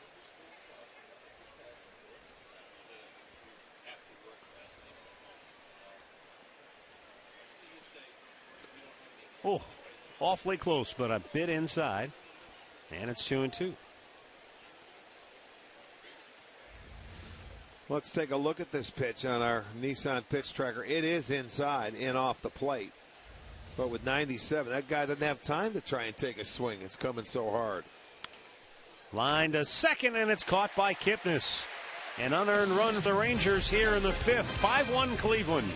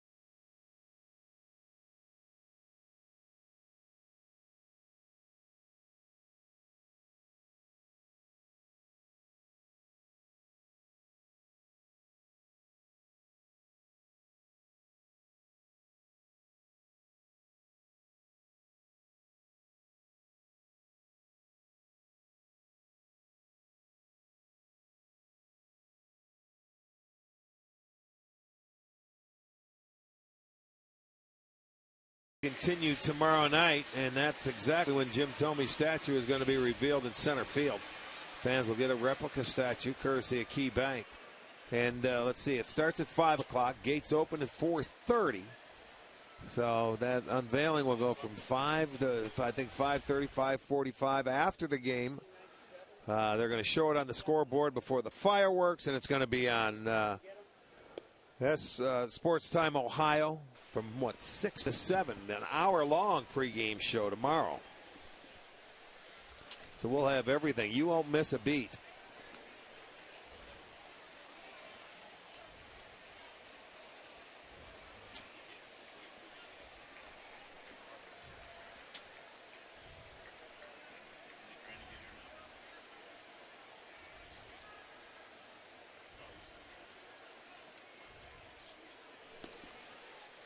Carlos Santana.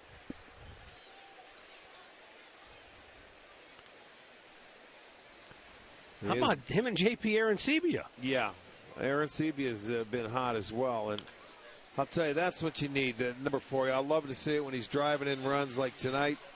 Or last night, he goes the other way to take that RBI. He had a lot of RBIs because of the long ball. He was so hot in Kansas City. But, you know, RBIs, when you can get base hits and keep innings going, when you're not hitting the ball out of the ballpark and drive them in. And that's another reason that Santana maybe will not drive in a lot, because he takes a lot of walks. I thought it was really interesting, Rick, listening to Jim Thome and his approach. And when he was in the box, you know how he's like, I didn't go up there looking for walks. I went into the box looking to do damage. What's the old saying that you have? You go up there to hit to walk, not walk to hit. You know, you go up there to you're aggressive. You want to swing the bat. Now, if they walk you, fine, you take it. But there's a distinct difference. Yeah. There's guys that go up there, they'll foul pitches off and they'll try and walk and work pitches. You want to hit. You want to drive in runs. If you're an RBI guys will make outs just so they get that run in from third base. You know, I was talking to Brad Mills earlier today, Indians bench coach, and when he was a really young player just starting out, he said Rod Carew, who you know very well, a contemporary of yours, terrific player. He said Rod Carew told him, he said, in this game, there are some players, the really good players, they make the adjustments pitch to pitch. As that ball skips up the middle and it gets through. Chisenhall broke his bat, but it finds its way into center field, and the Indians have their first 2 on. here in the 5th inning. Lonnie needed that. He's been hitting the ball on the nose and has nothing to show for it now. He breaks his bat and he says it gets. Look at it. He's smiling. He's telling Sandy, I can't figure it out. I mean, this ball jams him, and it looks like he hits it twice. That's how deep that ball got in, but it gets under the glove of Williams, and it's going to get under both gloves, up the middle. And it goes, that's a seeing eye base hit right there. Look at that. Andrus can't get it into center field. Anyway, Brad said Rod Carew told him the really great players make adjustments in the batter's box, pitch to pitch. He said your good players make adjustments at bat to at bat. Your so-so players make adjustments game to game. And everybody else is trying to hang on, tries to figure it out. But league. I thought that was an interesting approach because, I mean, Jim Thome, obviously a guy. I think, we've seen hitters in recent years that can do that, can make the adjustment pitch to pitch. Okay, he throws Miguel Cabrera. You throw me that, 2 pitches later, you throw that pitch again, it's going to go 400 feet. Rod Carew is a guy, he'd change his stance in an at-bat. Just on how you're pitching him, or he would, he'd come up open one time and he'd close it up a little bit more the next time. Yeah, the guys like that, they do make adjustments, pitch to pitch. Now, that's if you have a history on a guy. Nowadays, hitters don't face the same pitcher. If you're facing a starter that has a good game, you see him 3 times. If not, you may see him twice, and then you may see 2 different relievers. Yeah. So that's how you don't make adjustments pitch to pitch anymore. Because you don't have the track record against these guys like the old-timers. Unless you're in the division where you're playing them. Right. 18 times. Right. Or 19 times. But That's like true. a Yu Darvish, you face him maybe once, twice a year at tops. Yeah, it's tough to make adjustments then. You may have to do it at-bat to at-bat as opposed to pitch when you don't know a guy. That's the only thing I could say in that situation.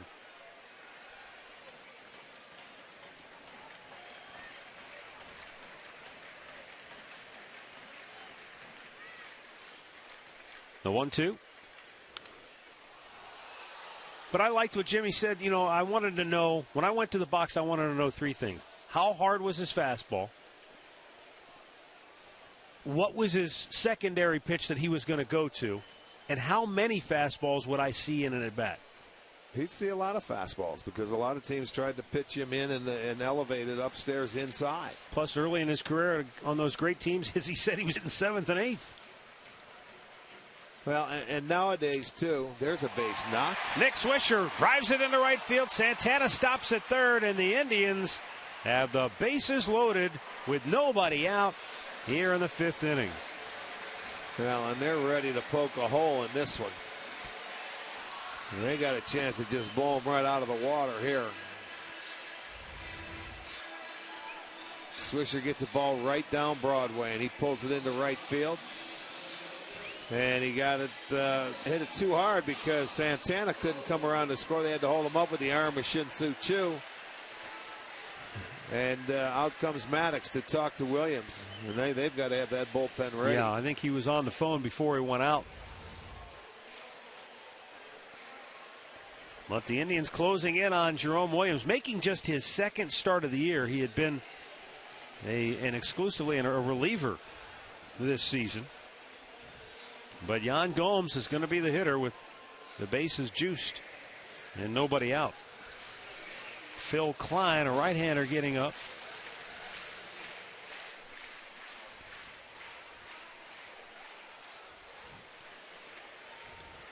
Let's see. The Indians as a team have just been dynamite this year, batting .341 with the bases loaded. Yan Gomes been the one guy that's had tough sledding in these situations, just 2 for 13.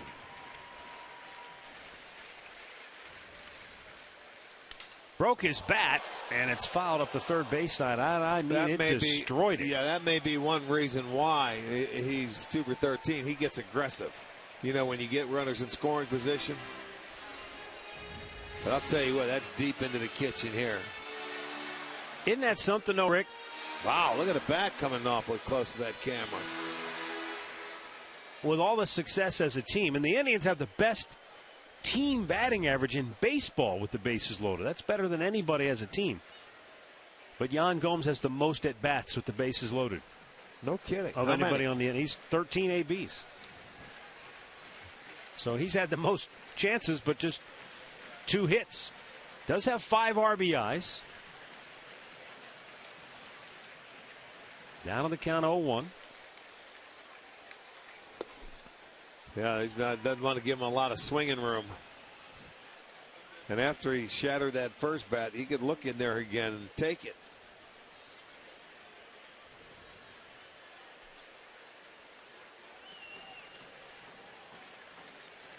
I think Williams would gladly, in this situation, take a double play ball and allow a run to score. Throwing a lot of sinkers. It's like that's what he's looking for. But now Gomes down on the count 1-2. Yeah, he's pounding him inside.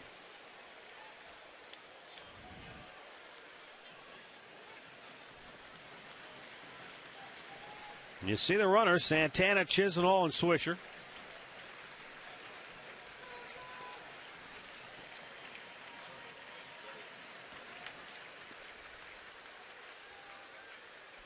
Gomes right up the middle. It's through. A 1-2 pitch. He singles to center, scoring Santana to make it a 6-1 Indians lead. RBI number 46 for Yan Gomes. The first 4 have all reached safely here in the 5th for Cleveland. Well, they've got it working tonight, boy. They are hitting the baseball. 12 hits now. And here's a 1-2 pitch, and Williams makes a mistake. They want it in where he was pitching them, and he left it out over the plate, and they make mistakes. Yan Gomes makes him pay. Goes right back up the middle, drives in a run. It's a 6-1 ball game, and he's going to stay with Williams. David Murphy is 2 for 2 on the night, and Murphy's been one of the best Indians hitters with the bases loaded this year. 5 for 12.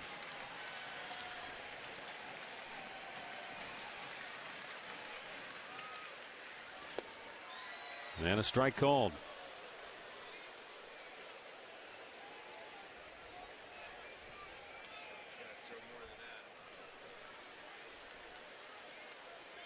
That was the 30th hit this year for the Tribe with the bases loaded. 30 out of 86. Rope down the right field line, just foul. Oh, man. That had a vapor trail coming off of it. That was smoked.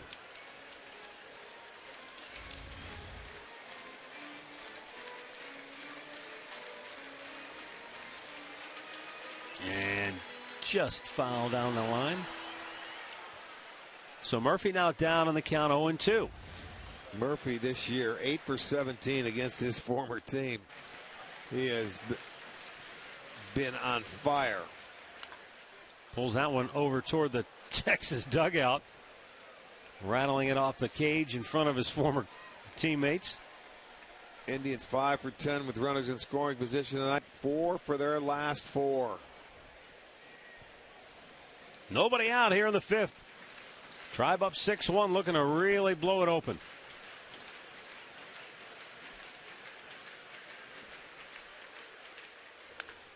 Fair ball down the line. Chisenhall scores. Here comes Swisher.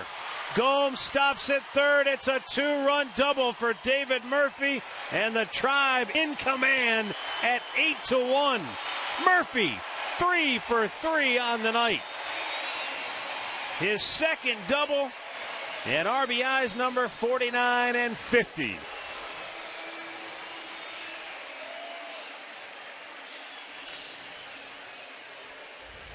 Well, there is still nobody out, and here's an 0-2 pitch. He left him a breaking ball. Murphy, you know how good he can go down and hit a ball with 2 strikes. This one stayed middle of the plate, and he did damage, kept it inside the bag. Well, a couple more come in to score, makes it an 8-1 ball game.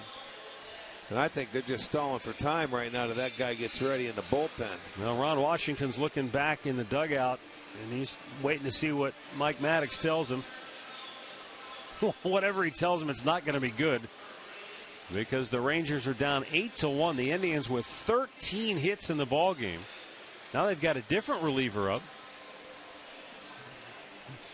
Is that Nate Adcock? That's why.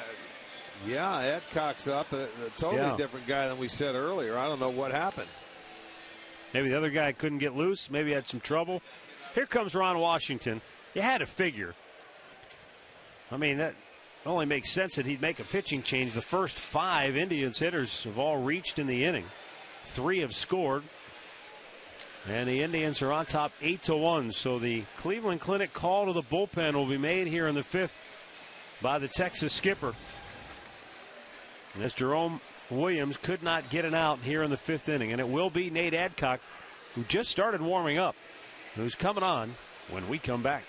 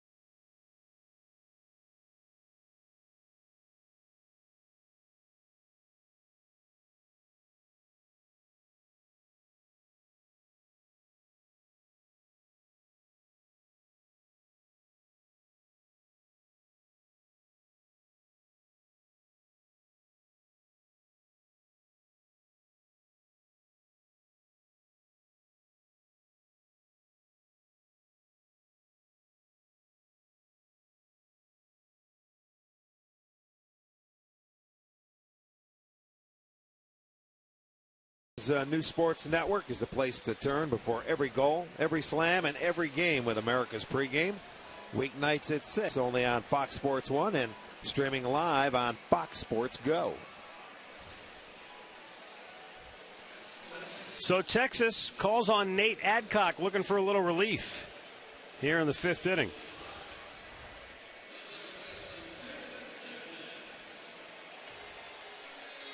And Ryan Rayburn's going to be the batter.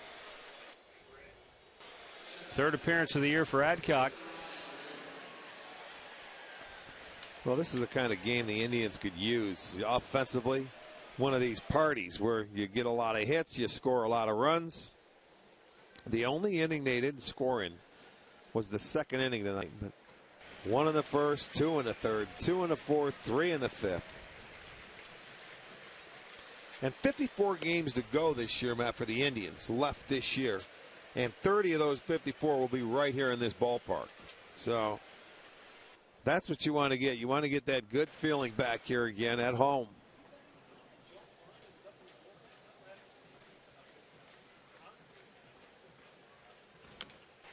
Off the plate. Talk about the Baltimore chop. And a throw to first to get him. That ball was in the air forever, and I'm surprised Yan Gomes didn't take off at 3rd base. 1 away. Our great clip of the game from last night, Jason Kipnis. He did a little damage. He doubled to deep center field, then he homered to center field.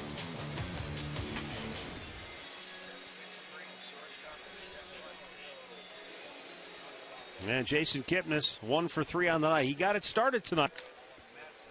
His leadoff single led to a 1st inning run.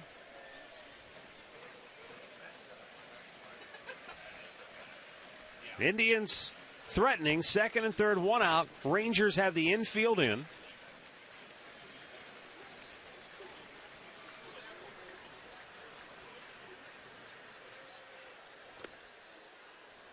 That's one of those plays when you're the runner at 3rd.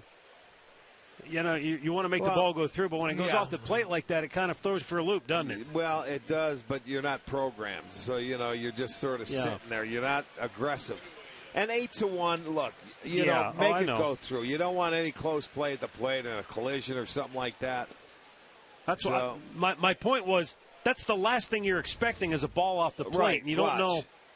Flat-footed, and he knows. Yeah. Right there. If you don't get a jump, then you don't go. But that's all set in your mind before the pitch is even thrown, anticipating what might happen. You got to look for that ball. But like I said, game situation and everything, it's okay. Get a base hit here. Plus, how many times you see a ball hit off the plate, you don't know exactly how high. That one hung in the air for a long time, but not everyone comes off the plate the same way. Yeah, you don't see many off the plate like that anymore. That had some hang time. That was almost like a ring guy I knew punt. I was waiting for it.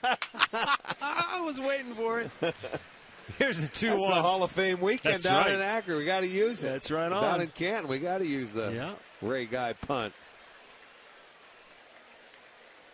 Adcock looks like he wants to go after Mike Aviles, the right-handed hitter, because nothing really hittable here for Kipnis to this point.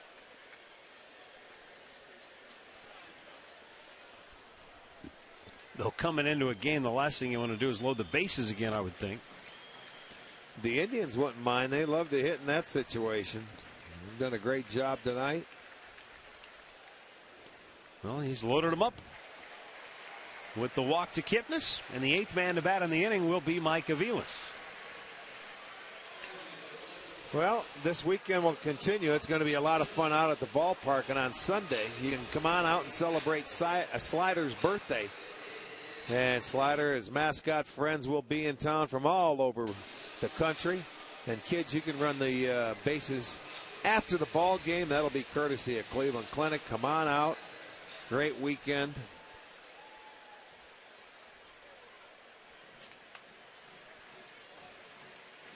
Then you got a Trevor Bauer and Yu Darvish matchup on Sunday as well. Way outside it goes to the backstop, and here comes another run home. Gomes scores 4 runs in the 5th. 9-1 Cleveland. Murphy to third, Kipnis down to second. Trying to throw that slider, just yanked it across his body. And Chirinos couldn't get over to stop it. Aviles has scored twice tonight. He's driven in a run. And now they count 2-0.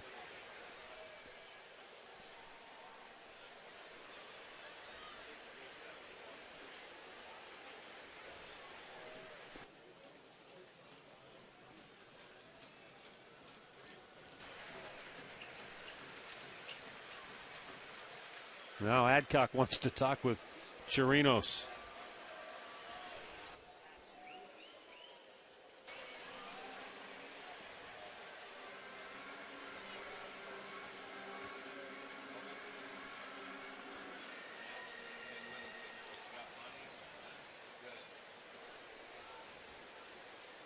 We had seen Adcock briefly, Rick, with Kansas City in recent years. Fouled back, 2-1 count.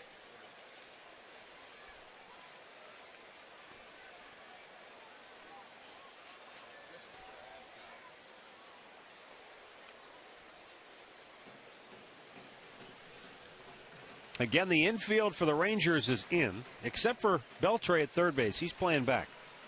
Not deep, but another ball to the backstop. But this one caroms right back to Chirinos, and Murphy could not score. Now, wait a minute. How lucky was that? I mean, he tried to give him another run, and that ball came. I don't know what it hit back there, but it came directly back to him. Again, it caught a piece of the glove, and look at the bounce. He got a nice bounce there. But a good job by Murphy just to stay put. He was coming. He was trying to score and then picked up the baseball and it took that big bounce. Aviles pops it out of play. Full count.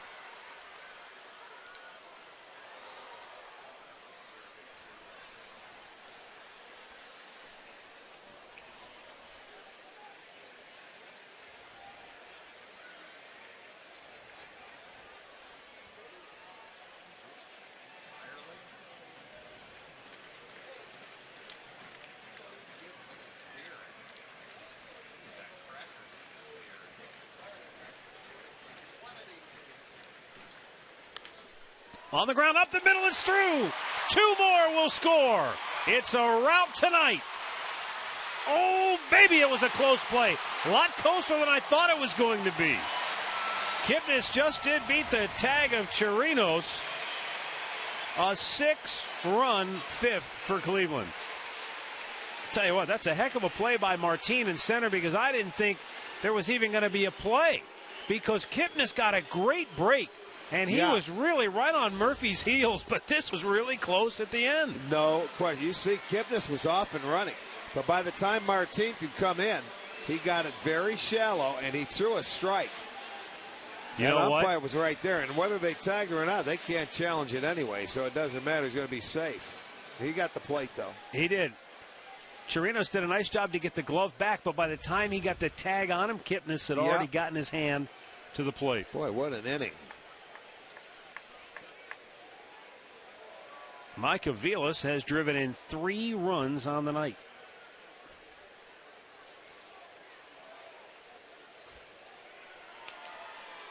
(11-1) Cleveland.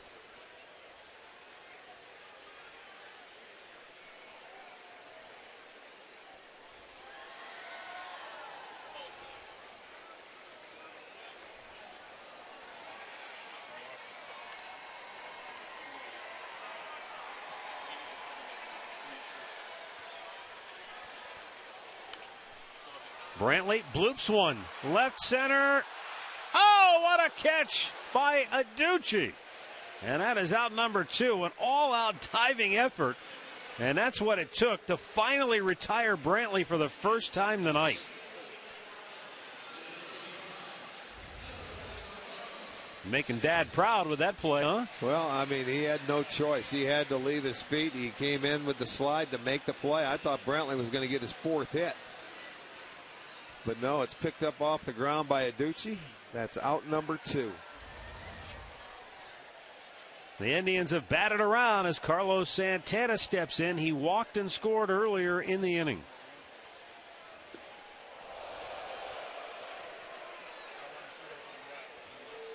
Indians have gone 7 for 13 tonight with runners in scoring position. Either that or it may be in this inning. I'm not sure.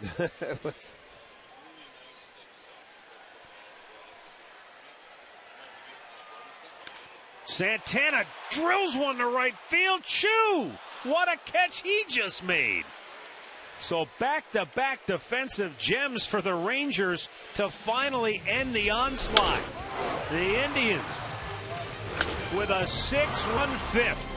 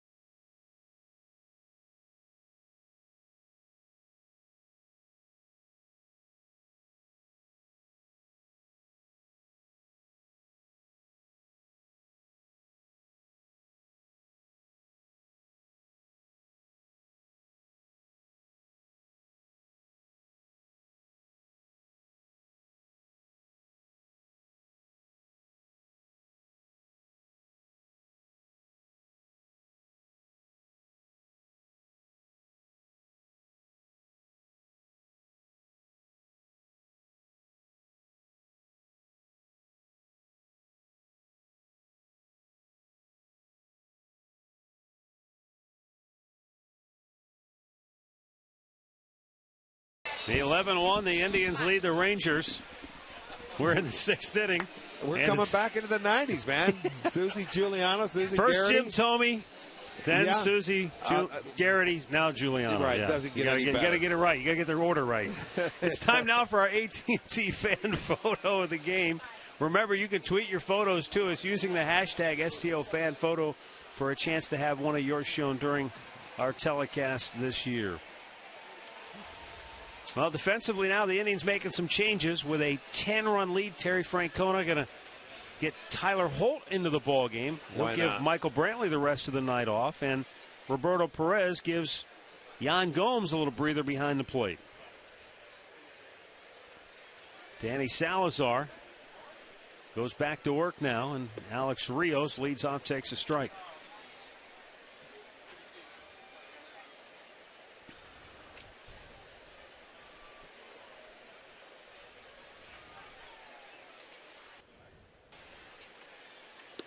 Up high.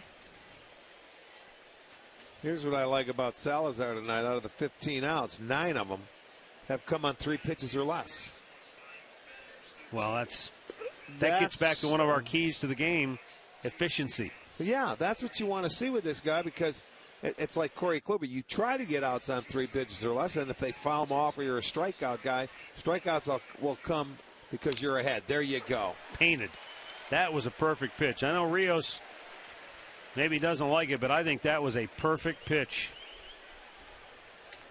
And that's the 3rd strikeout for Danny Salazar. Time now for our Hear Right Audiology Sounds of the game. Here's Terry Francona on the recent departure of Zach McAllister. I think a lot of it is, at times, confidence.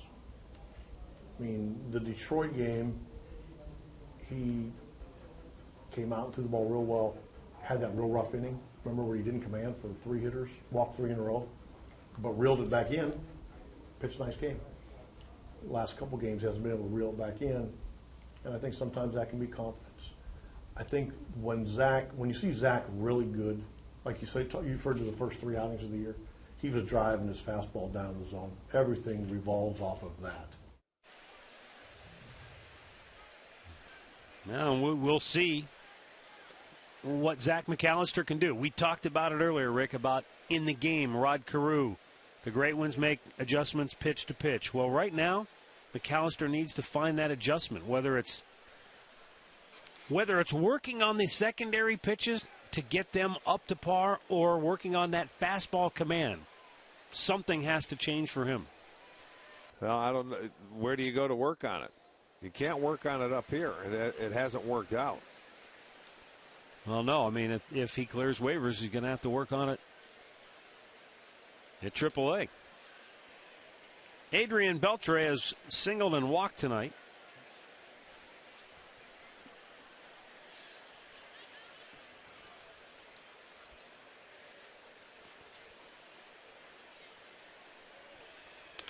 That fastball hit right back at him. You better duck.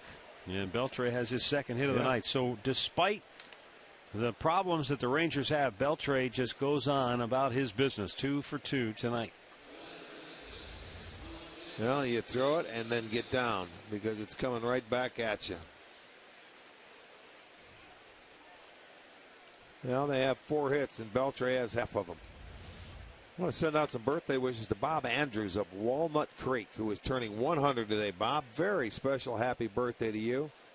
Vince and Dorothy Mastro Mateo of Youngstown celebrating their 50th anniversary. Pitch outside. Got the corner.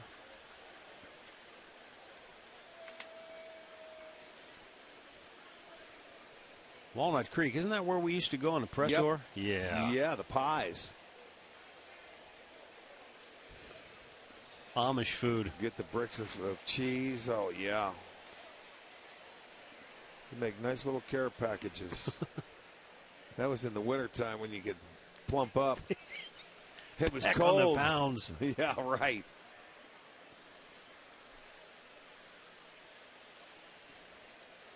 Jim Adducci, a walk in the 2nd, struck out in the 4th. And a swing and a miss. 4th strikeout for Danny Salazar. 2 here in the 6th. He just overpowered him, didn't he? He sure did. He comes right back, and there's a little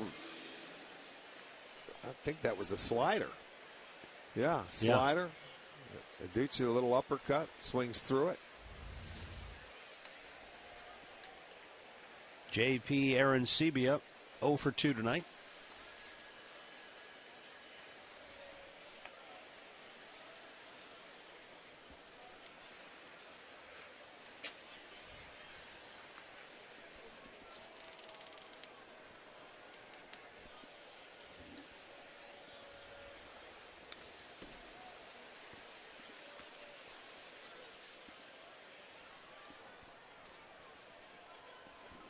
This probably works out on a couple of different levels, too. You get Roberto Perez a little playing time, you rest Yan Gomes, but, I'm sure Perez and Salazar have some history together down at AAA this year, working together. So,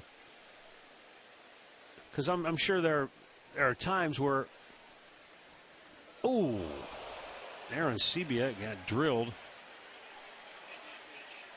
And the Rangers now have 2 on with 2 out. You got Danny Salazar, and I'm sure Terry Francona and Mickey Callaway, they're trying to get him going. They need him if there's any hope for this club in the second half here. And they probably don't want to have to change catchers midstream. But, hey, in this case, you got a guy who's worked with him before and should have a good feel. Yeah, that shouldn't affect him, really. If he's locked in and he's in his rhythm, this one just gets away. That's the last thing you want to see at 11-1 ball game is one up and in.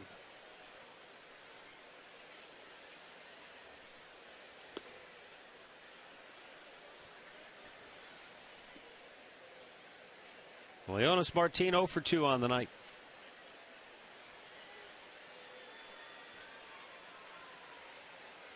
Salazar at 90 pitches.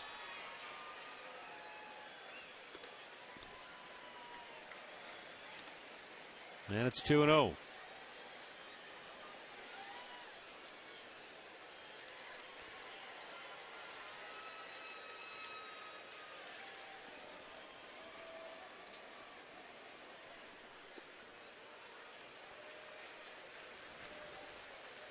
Back in the strike zone.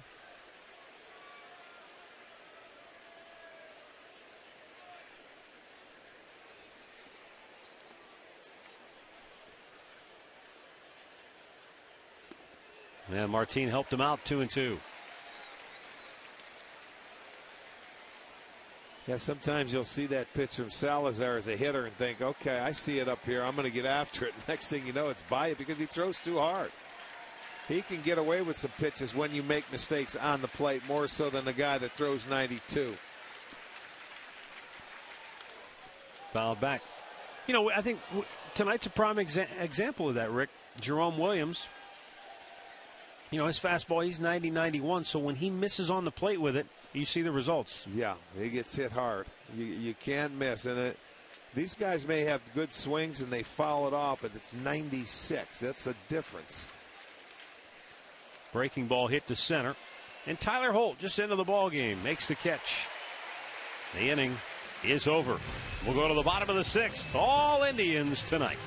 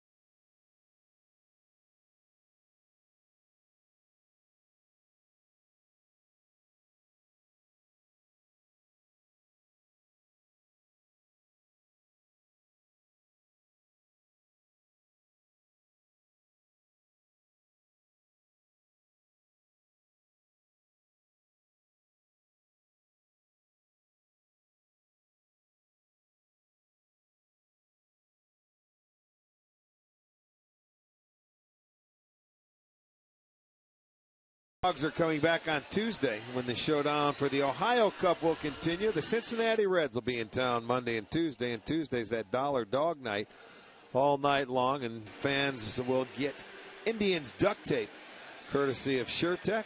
Visit Indians.com for your tickets.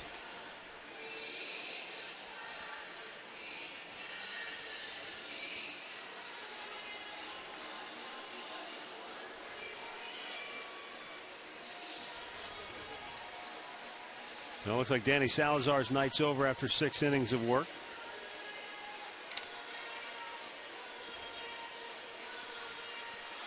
All right, the new pitcher is Phil Klein. How's that? 33 games, 0.52 earned run average. He's 6'7", 260 pounds. And he just got called up. It's a homecoming of sorts. He's a native of Columbus, Ohio, where he was born. He went to Youngstown State University. And how funny is this? Well, not funny for him. Ironic, I guess. Ryan Farabin was designated for assignment so that Klein could call up. Farabin is from Cleveland, Ohio. Another Ohio guy. Yeah. This guy looks like he played for the Buckeyes in Ohio State. He's so big. Adam Rosales takes over at third base for Beltre, whose night is over. Obviously, this is a guy that could be part of the Rangers' future.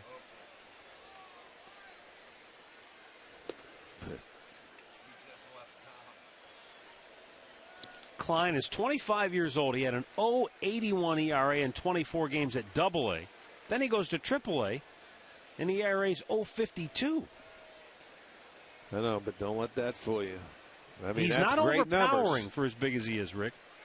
They tell us that he's got some deception. Hitters don't get real good looks on him. I see 90 miles an hour. Well, Chris Young was just here with Seattle, who's 6'10", and he has deception because he wasn't throwing the ball hard, but they hit him around pretty good. You better have deception. There's the fastball, 91. But I mean, Rick, he's a 30th round pick. So that tells you that, he didn't light up the radar gun or do anything real special. Right. But he's starting to develop a secondary pitch, although that secondary pitch is hit deep into the night. Lonnie Chisenhall leaves the yard for the 10th time this year. Welcome to the big leagues.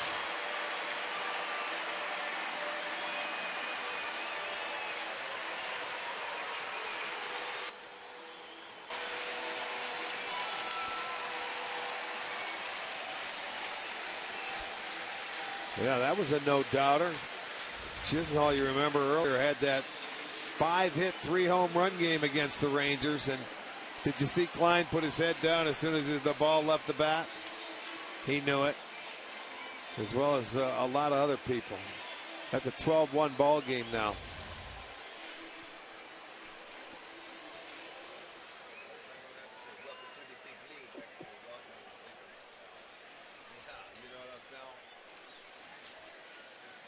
Here you go. Lonnie Chisenhall's giving him the 411, the scouting report. Yeah, the scouting report. Well, they want to listen now after they see where he hit it.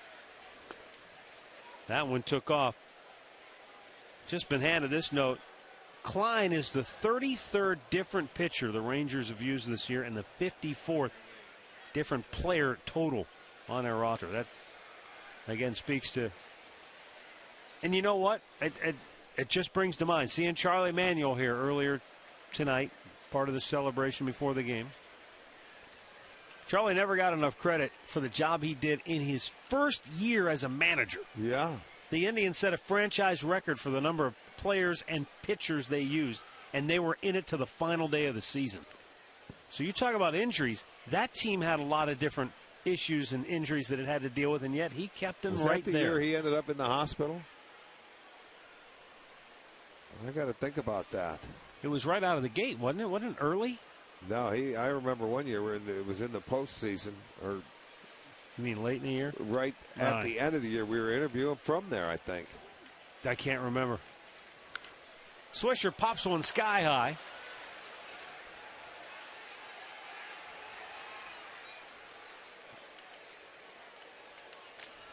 In-game recap brought to you by your local Toyota dealers. All Indians tonight. Michael Brantley doubled in the first. Indians led it. Mike Aviles has 3 runs batted in on the night. David Murphy has 2 doubles, 3 hits. He has 2 runs batted in. Indians scored 6 times in the 5th inning. And they lead it now 12-1 after the Chisenhall home run.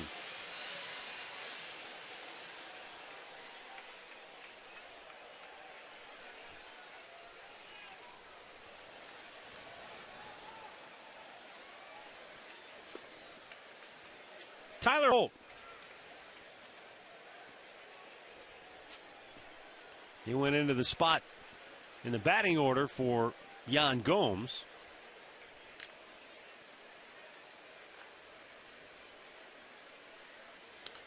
Want to foul back?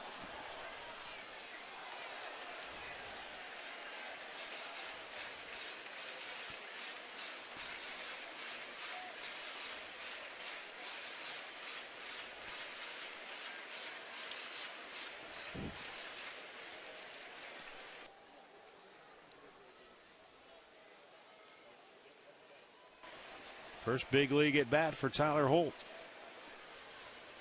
Low and away.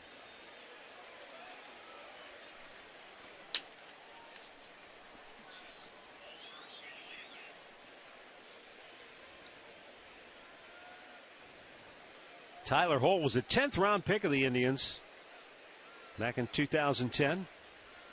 Oh, and Holt gets drilled. So in his first major league at bat, welcome to the big leagues, huh? Yeah, no kidding.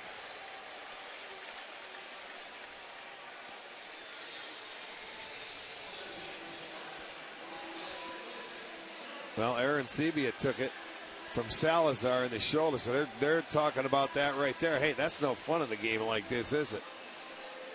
So both of those guys were drilled. Saying exactly right. Saying, hey, kid, you'll have a few more bruises like that before your career is over. Yeah. What are you going to do? That's the last thing you think of. You're up there to try and get your first major league hit, and you get drilled. Well, Tyler Holt has had to work hard. Started out of Lake County, Kinston, Carolina, Akron, Columbus. Played at Florida State. We're now getting a taste of big league baseball. And he's aboard with 1 out in the 6th as David Murphy stands in.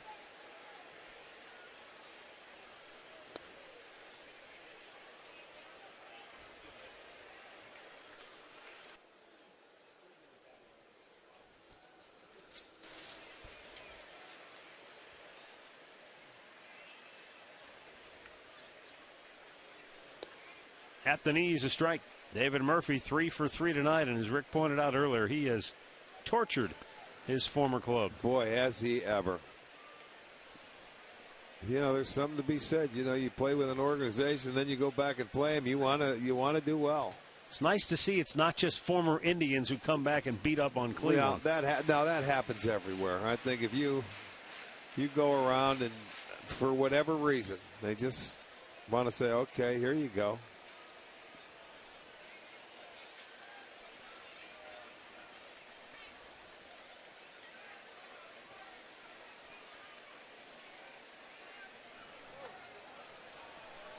There's a balk. There was nobody covering. Well, there shouldn't be. It's 12-1. The first baseman's back.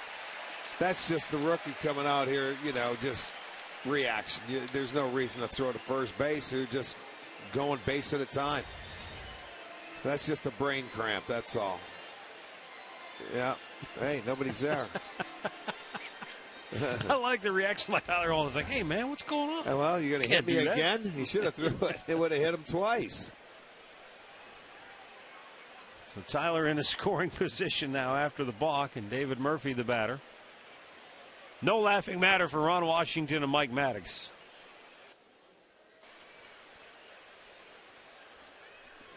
Foul right back. Might be humorous when you're on the other side, but we've been there. And yeah, that's true. It's been a long year for these Texas Rangers, and that's the last thing you want to see. There's still a level, even in a game like this, there's still a level of professionalism and conduct you want to maintain. You don't want to embarrass yourself or your organization. And hey, those are mistakes that happen. I'm not saying that there was anything other than that, but well, the young man, he's been in the minor leagues. He's coming in and pitching. He's thinking, okay, I'll throw to first. Not thinking that the score is 12-1 and that they're playing behind him, and I'm sure they told him.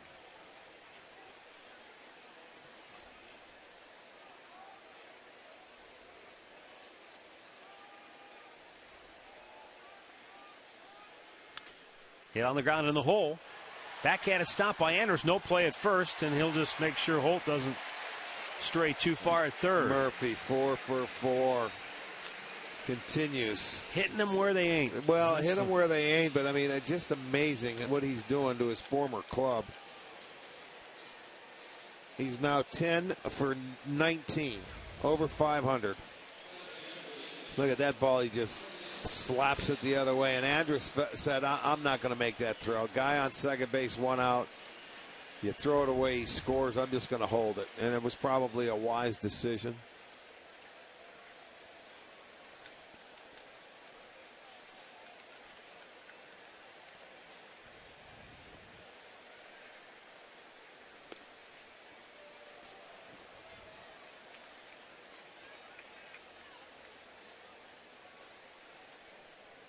Ryan Rayburn, 1 for 3 on the night. He singled and scored back in the 4th inning.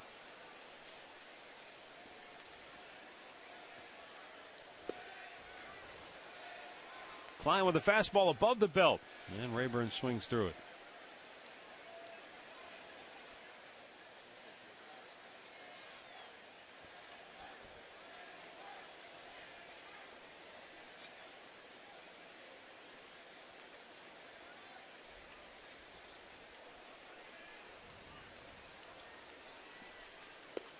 At the knees, strike 3 called, 2 down.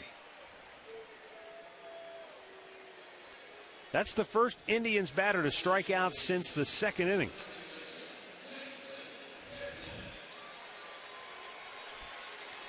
Jason Kipnis was that last Indians hitter to strike out. He has singled tonight, walked, and scored a run.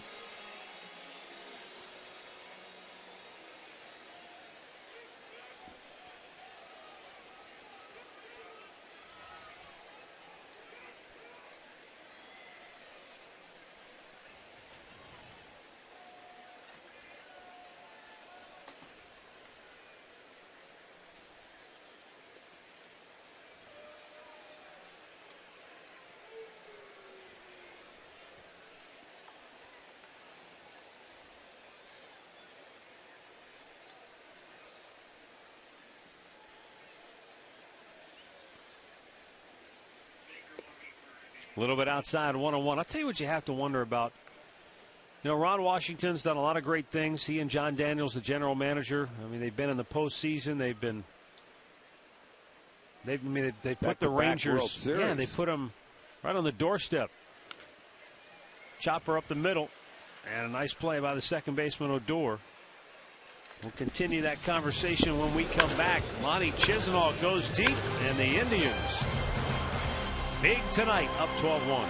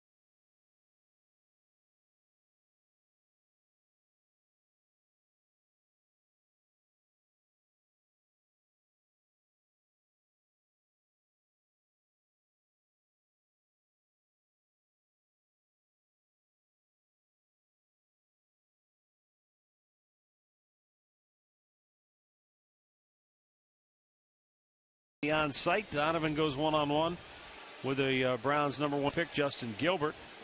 And they will discuss the quarterback competition. All today's action from Berea tonight after Indians Live.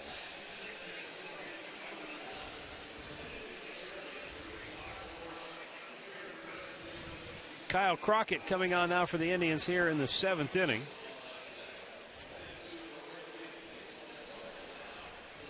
Making his 23rd appearance of the year.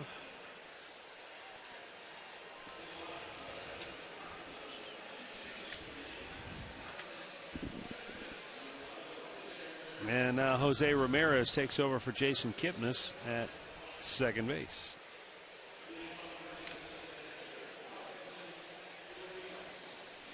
You don't have many games like this throughout the course of the year, like a spring training game, and that's what this one is, because everything always seems like it's so close. Yeah. Where you get some guys some work, you got a night game, you're getting some rest. You have laughers, and it's no fun being on the other side of them, but it's nice when you're winning them.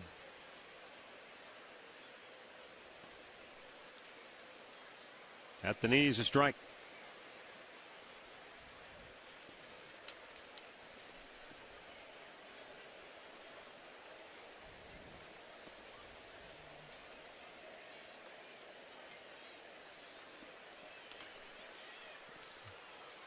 Murphy on the move, foul ground, slides. Did he catch it? No, he did not. It was close and might have lost some skin when he hit that rubberized portion of the warning track. Looks like he blew a hole in his trousers. Oh, yeah, that'll happen. Tony will get him done. Don't worry. He'll have him out sewn up by tomorrow.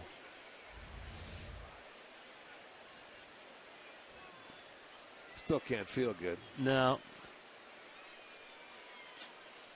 You got to love the effort, though, in a 12-1 game. I mean, he's going, risking life and limb over near the stands on a foul ball. Outside.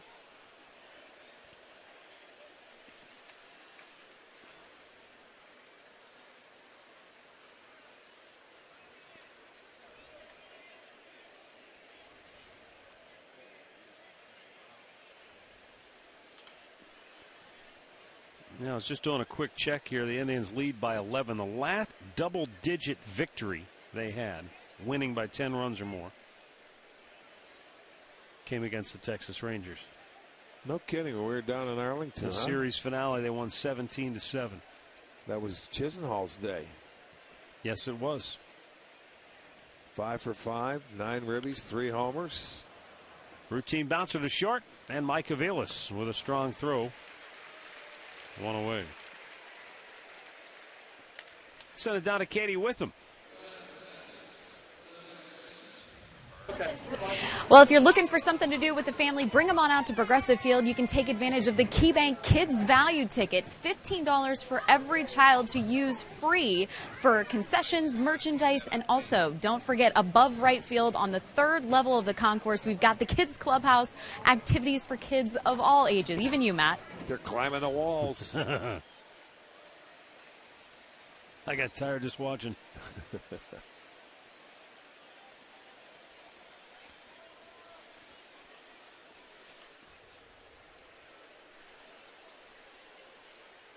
Odor slicing it out of play.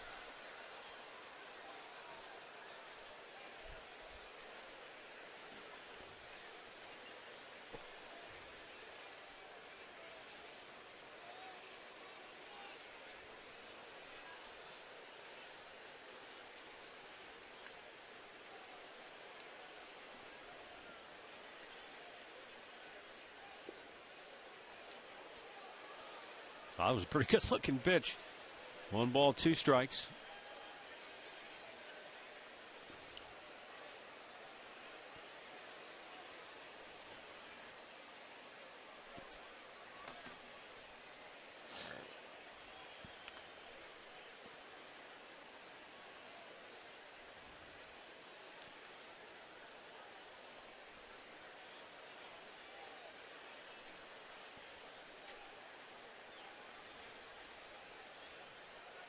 One out here in the 7th, and the Indians up 12-1.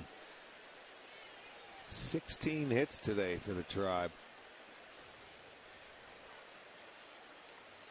Missed inside with it, evens the count. Danny Salazar, 6 good innings, 4 hits. The 1 run, that was unearned. Did walk 3 and struck out 4.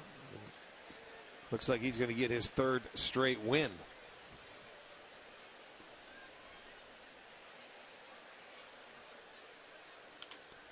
Pulls it foul.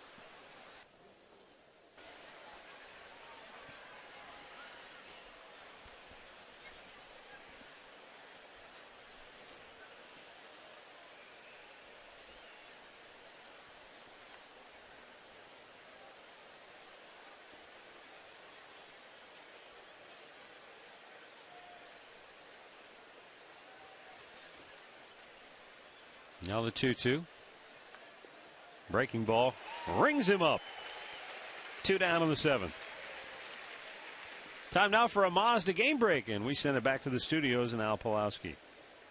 Hey, Matt, Rick, let's head up to Detroit. Check in with the Tigers and Rockies tonight. This one so far is in Detroit's favor. Victor Martinez here, an RBI single in the 7th inning. Made it 4-2 in favor of Detroit. Justin Verlander has gone 7 innings. He's in line for the win. Matt? All right, thanks, Al. 2 down top of the order, Shin-Soo Choo.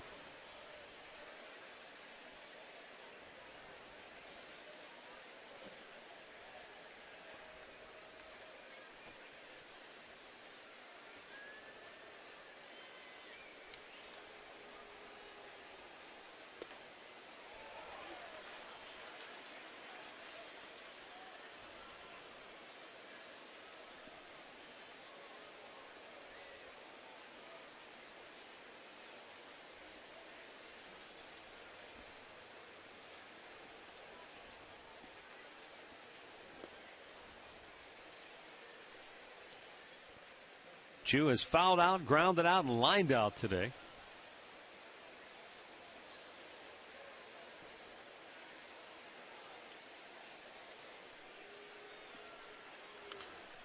Out of play.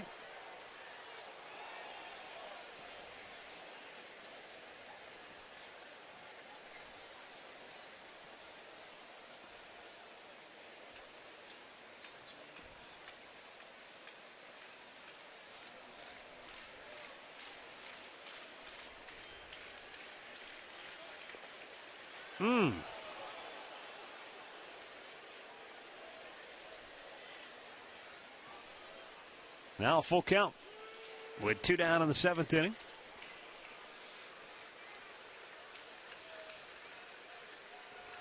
Payoff pitch. Smack to center. So Chu has his first hit of the night. A 2-out single in the 7th. Keeps the inning alive now for Elvis Andrus.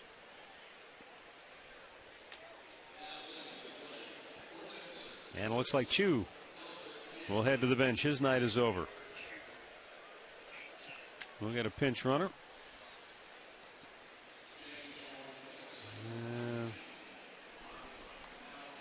Dan Robertson.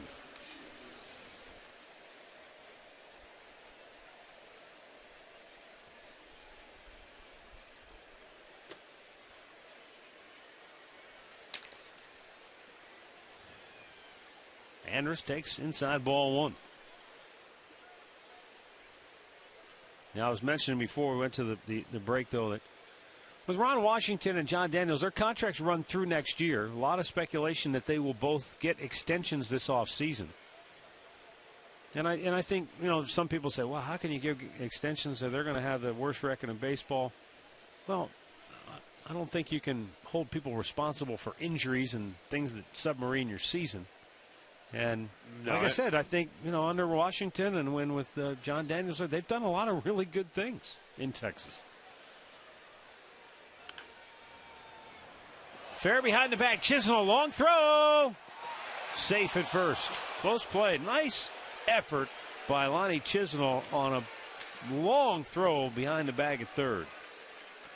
Well, there's nothing else he could do to make that play any better. Yeah, it's great effort, and it's good speed by Andrus to beat it out. He's got to take 3 steps just to stop. and then make the throw across, and he picks it up, and he just got his foot on. That's really a nice play and a nice try. And with 2 outs after back-to-back singles, Terry Francona is going to go to the bullpen. So we've got a timeout. Austin Adams will be coming on when we come back.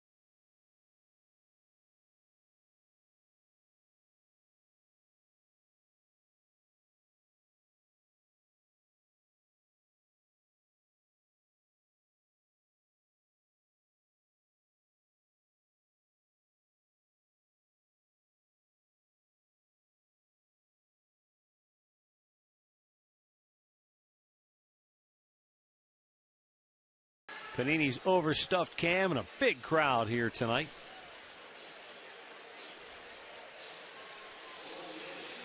Beautiful night.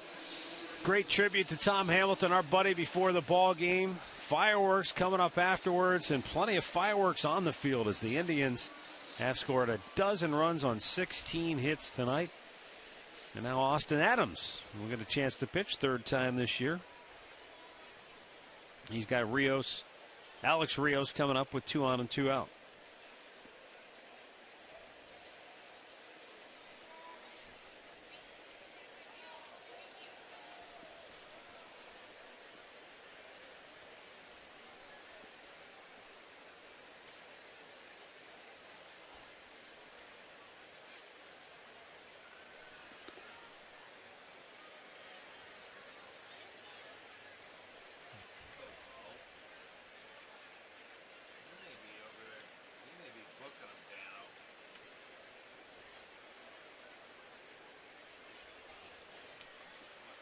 Rios takes a swing and a foul out of plate on the right side.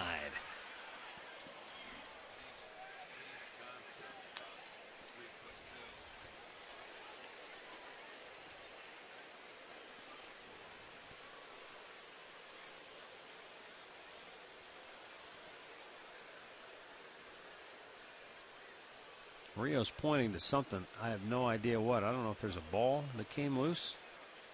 I'm telling you what, is that video board out there? They can't see that from the dish, I wouldn't think. I wouldn't think so either. He's pointing to something beyond center field, but there's nothing there. Well, does he want the center fielder to move? Is that what it was? Oh, the umpire. I don't know. Tyler Holt's moving around in center field. He's like, you asking me to move? What the heck's going on? No, that can't be. He's got to be the umpire, right? He's talking to Doug Eddings? I would think so. But why would he ever move to the other side of the field? He was in the second base side. It's a right-handed pitcher. I just thought that was funny because Tyler Holt's out there in center field like, you looking at me? Hey, you talking to me? you know? Because he's thinking, am I in the way? Is it me? It doesn't matter. Stay in the way with that white jersey.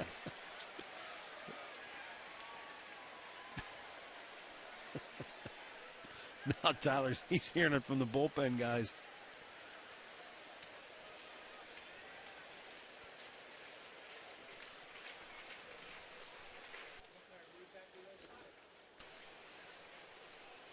Now the umpire moved back to the second base side. Yeah, it can't be the umpire either.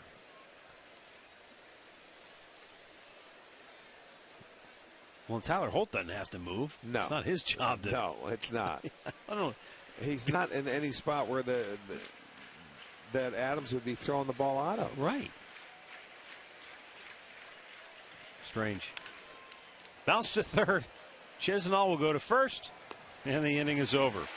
No runs, 2 hits, 2 men left. Stretch time in Cleveland. The Indians 12 and the Rangers 1. 7th inning stretch brought to you by Spitzer Auto World. Life is hard. Buying a car shouldn't be.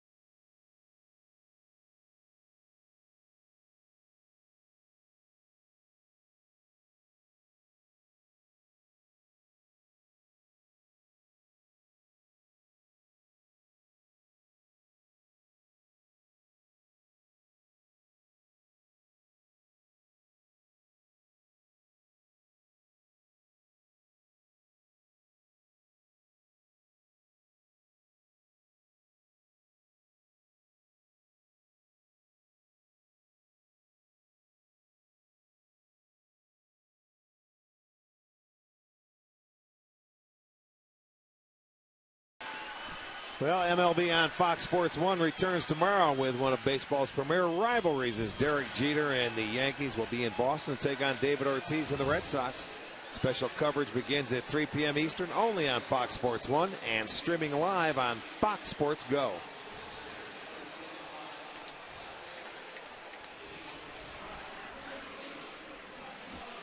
New pitcher for Texas. As we go now to the home half of the 7th, former Twin Scott Baker.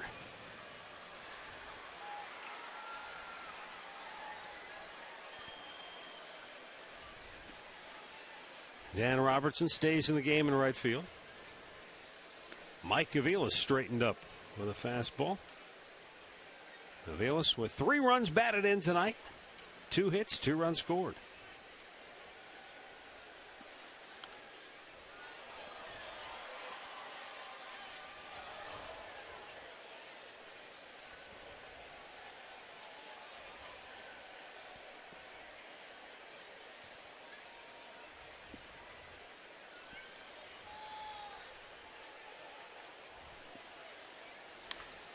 Aviles clobbers one to center, but back goes Martin to grab it one away.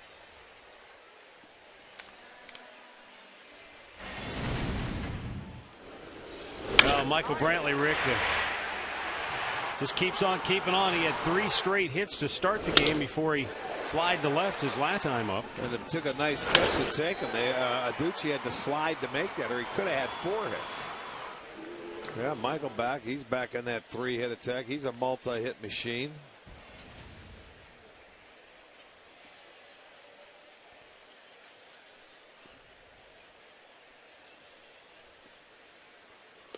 Roberto Perez, a swing and a miss.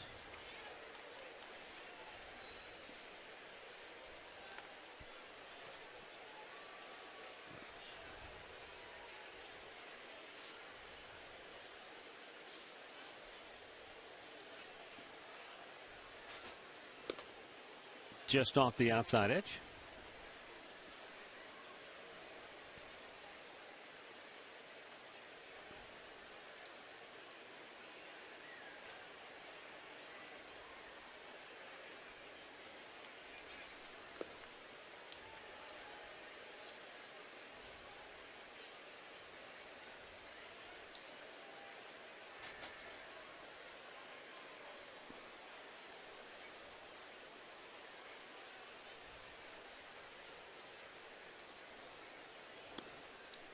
up high. 2 balls and 2 strikes.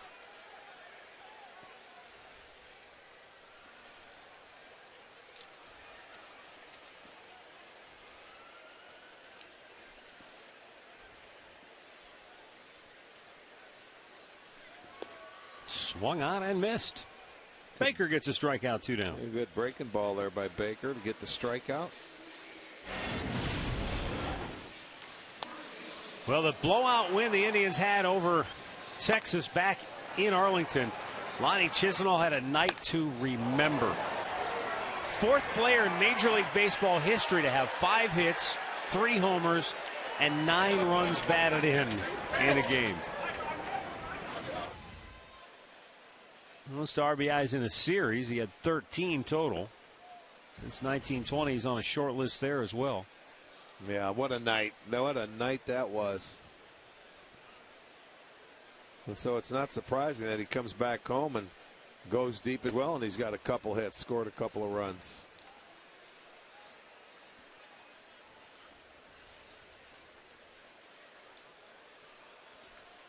I'll bet he can't wait for next year to get to that ballpark again.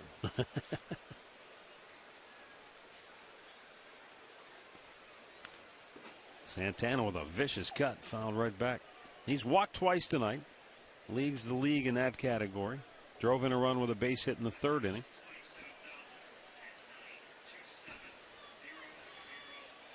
In that game, Scott Baker went 5 innings and was tagged with 9 runs on 11 hits.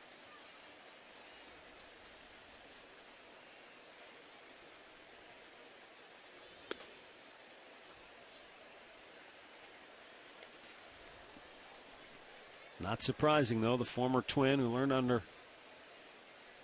the guidance of one of the stingiest pitching coaches in the league didn't walk anybody in Rick that game. Anderson, yeah.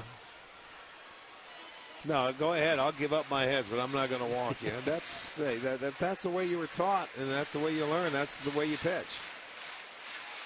Now, would you rather see a guy go out and get hit out of a baseball game or walk himself out of a baseball game? Hit every time. No question. At least you know he gave it his best shot. You know what?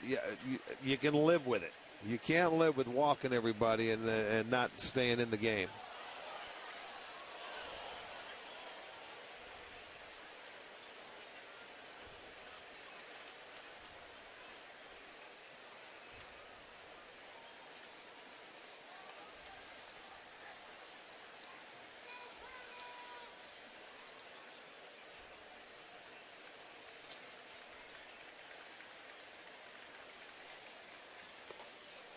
Santana strikes out. Baker, a perfect inning here in the 7th. But it's all Indians tonight.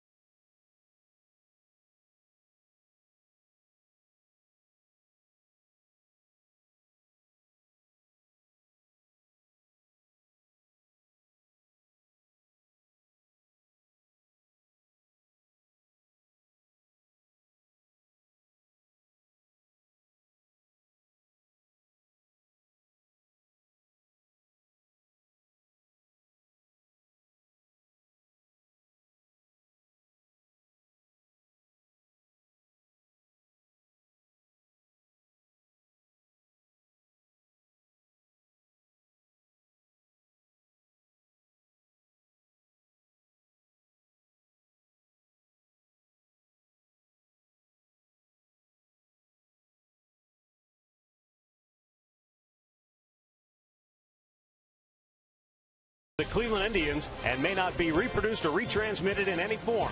And the accounts and descriptions of this game may not be disseminated without the express written consent of the Cleveland Indians.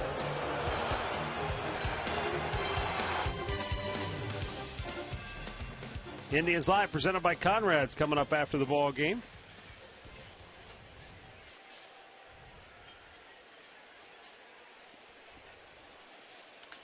First ball swinging. Oh, what a diving stop by Ramirez from his knees. Can't quite throw him out. Terrific effort, but Adam Rosales is aboard with an infield hit here to start the 8th inning. Boy, that gives you an idea, though, why the Indians like Jose Ramirez so much. Terrific range, and just, he's got that high motor, man. He's going 100 miles an hour all the time, isn't he? Well, you watch where this ball's hit. It's hit right back up the middle, and he's able to chase it down. I mean, almost impossible to throw him out, but he got to the baseball. Impressive.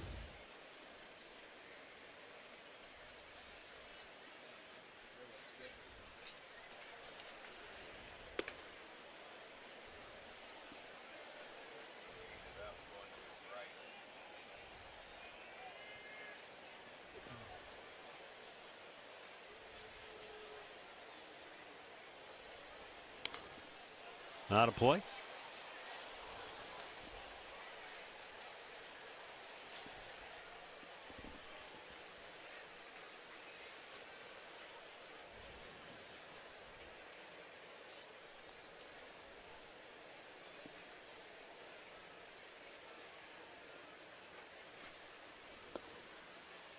Tried to shoot for the outside corner, but a little bit off the plate.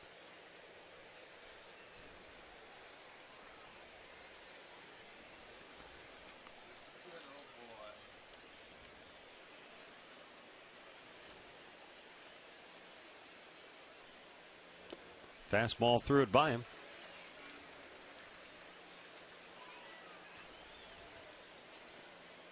Austin Adams, the Alabama native, was a 5th-round pick of the Indians back in 2009.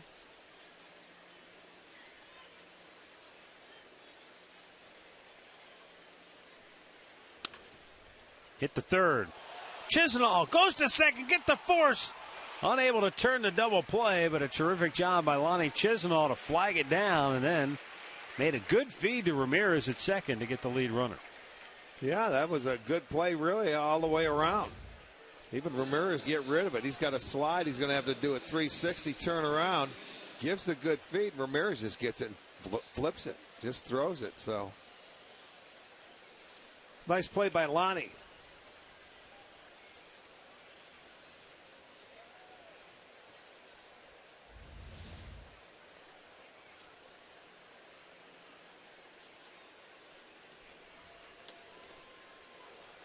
Not a good-looking swing there by Aaron Sebia.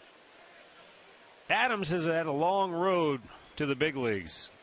Like every player, he gets drafted, he goes to the minor leagues, he's working his way up the ladder, he gets to Double-A.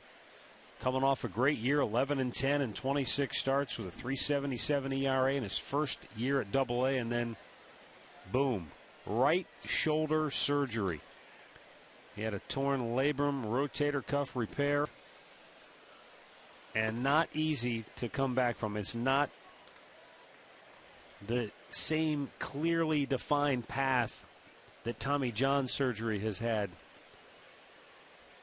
So he missed all of 2012. And since coming back, he's been a bullpen pitcher. But I tell you what, last year, pitched 45 games and had a 2.62 ERA at Double-A Akron. So good for him that he was able to come back. And yeah, that's a tough one to come back from the shoulder. It used to be if you had the shoulder surgery, you'd never come back. It was career over, wasn't it? Yeah, for most part, it sure was.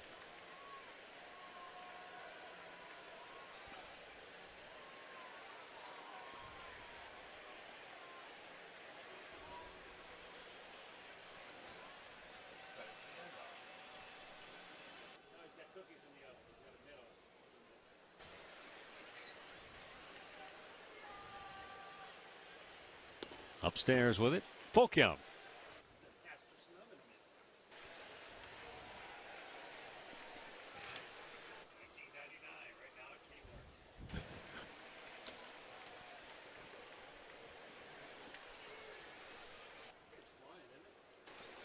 3-2 pitch.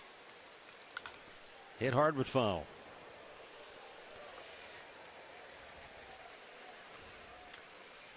You know, Rick, the trading deadline yesterday came and went. Lots of talk. I think we covered it. We talked about it. I thought it was interesting today, though. I was reading different things on the internet, and a national baseball writer, he listed the Indians as one of the winners at the trade deadline.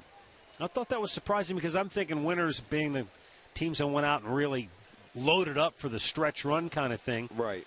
But this writer pointed out that, hey, the Indians knew Masterson and Cabrera were free agents at the end of the year. They knew they weren't both weren't coming back. Both were, in the words of the writer, underperforming. I think we can all agree on that. And so he said they got two guys that can, not going to be star players, but certainly could be major league players. James Ramsey, a left-handed hitting outfielder, and Zach Walters, a switch-hitting shortstop. So he felt like for what the Indians were faced with and what they got in return, thought they did a good job. I thought it was interesting. Well, then this writer must see minor league baseball or the kids that play down there, yeah, to get an idea how they can. I was thinking to myself, if you're an Indians fan, maybe you're disappointed, you're bummed out they didn't land a big name to give them a shot in the arm or a boost. What do you think the folks in Tampa were thinking?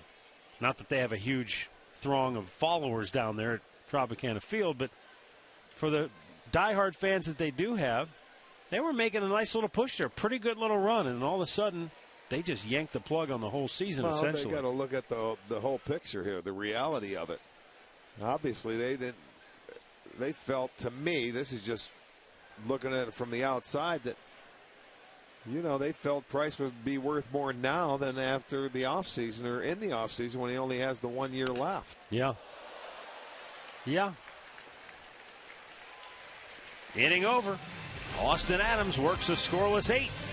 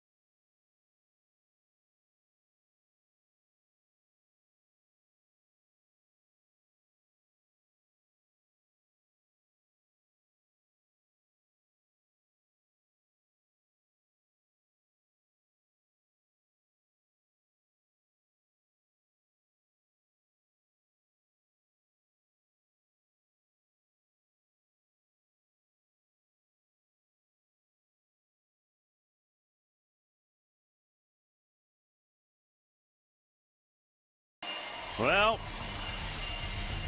as promised earlier, it's Miller time, brought to you by Miller Lite. David Murphy had a little break there early, but it goes as a double. He'll take it, and he slaps one through the left side of the infield. And he yanks one down the right side, just inside the bag. That drives in two. Then he punches one through the infield for an infield hit. And he's 4 for 4 tonight.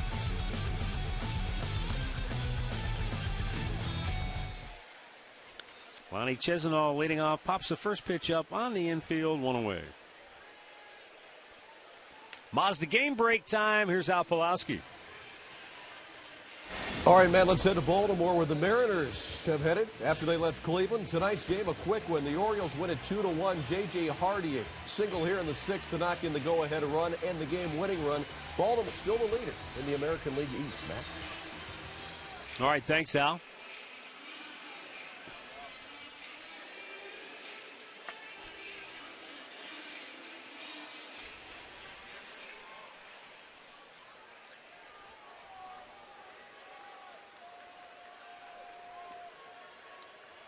Toronto, Houston 1-1 there in the seventh inning.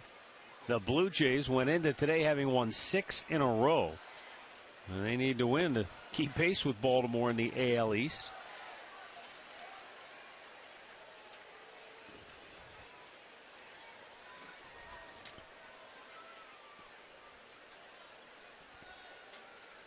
And a foul back.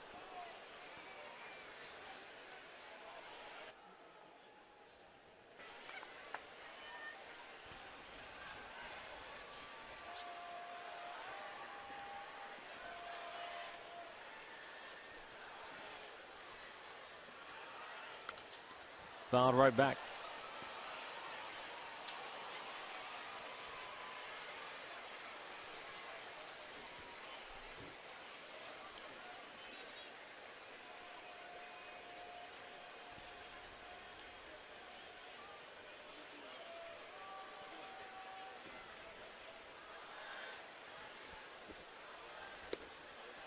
Nick Swisher is going to be called out on strikes here, 2 down.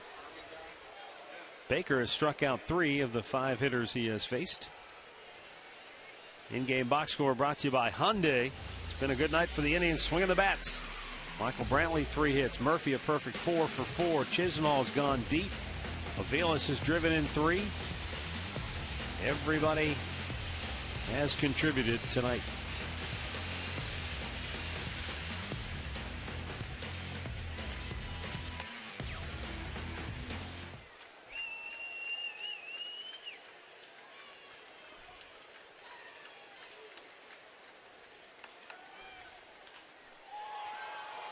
Down the line, slicing out of play. Tyler Holt trying to exact some revenge. He was hit by a pitch in his first big league plate appearance in the 6th inning.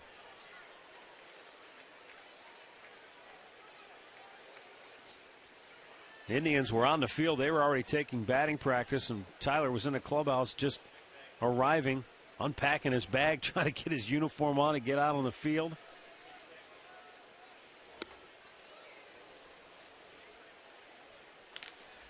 Yeah, but you hurry when you're coming this way. Take the elevator up to the top floor, baby. Let's go. Get everything out of that bag. If it was going back down, it'd be a little different. Yeah.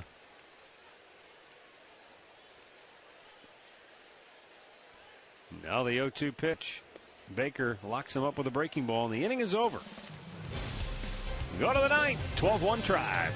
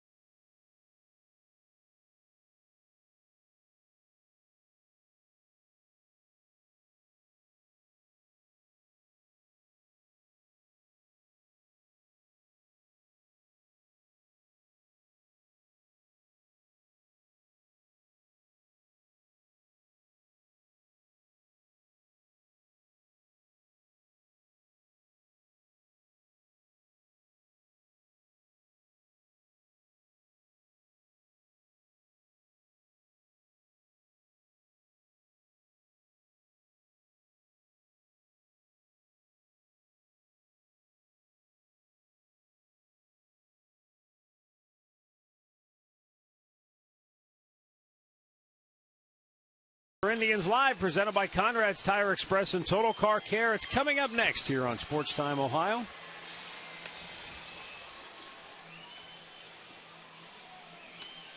Indians with a 12-1 lead, and Carlos Carrasco coming on now to pitch the ninth for Cleveland. Carrasco on for the 29th time. 4 games he has started this year, but really done a nice job for the Indians out of the bullpen. So he will get some work. A big offensive night for the Tribe and their bat. 16 hits, 12 runs. Salazar looking for his 3rd straight win. So a lot of good things happening tonight down at the ballpark.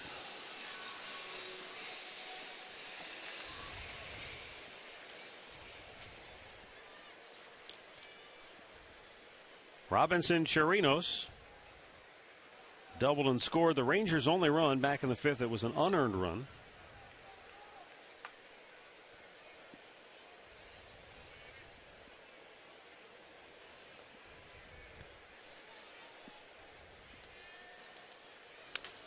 And a ground ball right at the second baseman, Ramirez. 1 away. Looking back at our keys to the game, courtesy of Wayside Furniture. The Indians lost 3 straight series openers, but dominating here tonight. And Danny Salazar, he had one little rough patch, just as he did in that start against Minnesota, but he was able to overcome that, gave up 1 unearned run. So you have to like what you saw from Salazar tonight.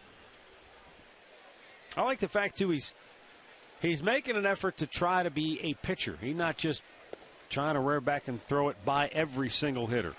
And that's the only way he's going to learn and get better, is to continue to work on those secondary pitches. After Callaway went out there and visited him, he really settled in and started to throw about 70% strikes. I don't know what he told him or what he said. And then he started to settle down and get outs on 3 pitches or less, which, boy, if you can get him to do that with his stuff, it would be tremendous. Yeah, Mickey is looking for guys to step to the forefront and take up some of the slack left by the departure of Justin Masterson and the inability of Zach McAllister to grab one of those roles. Santana, nice backhander. Oh, and a good flip to Carrasco. 2 away.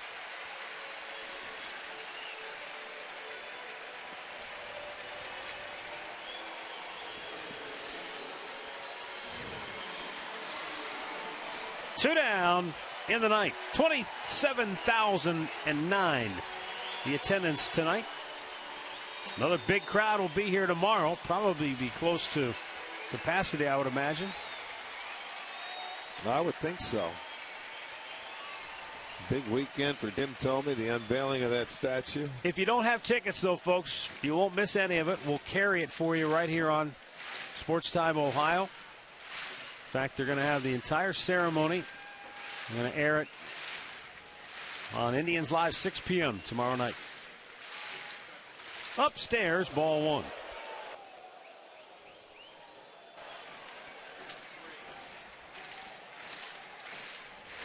Dan Robertson's first trip to the plate tonight.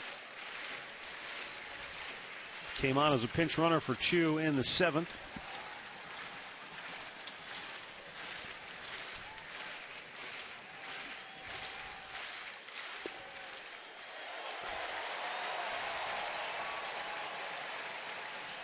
Carlos Carrasco seems to have really taken to his new role in the bullpen. He's been gaining confidence with each outing, throwing a lot of strikes. And we're seeing more velocity, which is always good. 97, 98, 96, depending on the location sometimes, but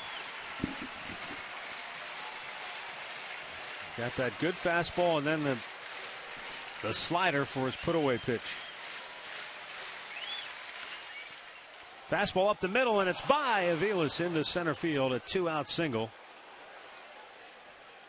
Keeps the inning alive for Elvis Andrus.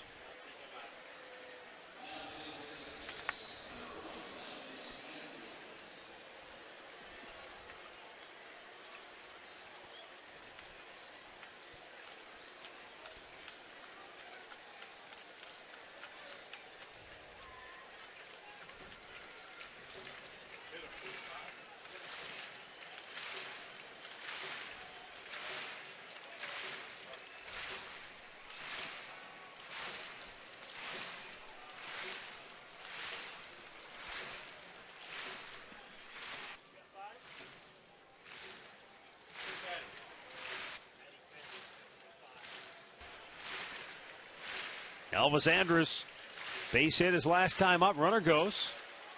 And it's low, ball one.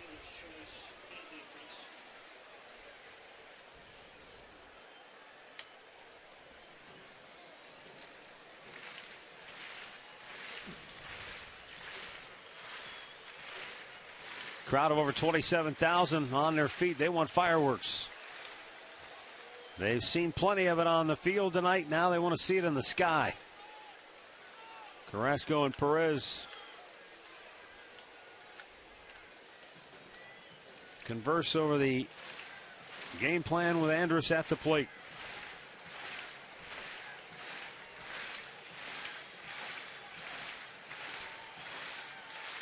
He's a good hitter. He's not going to give away an at bat just because it's a 12-1 game.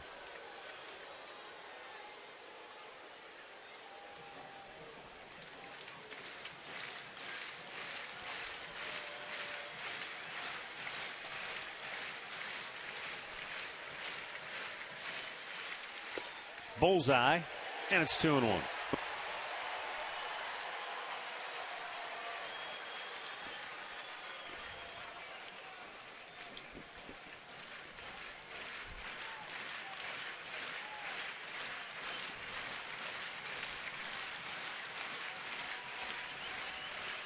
Carlos Carrasco lets it fly, and Andrus with a line drive single into center field.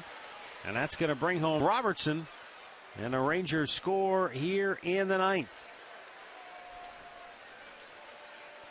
Andrus with his 29th run batted in on the year. And his second hit tonight. Shot this one right back up the middle. And you're right. It doesn't matter what the score is. He's going to put a quality at bat up there.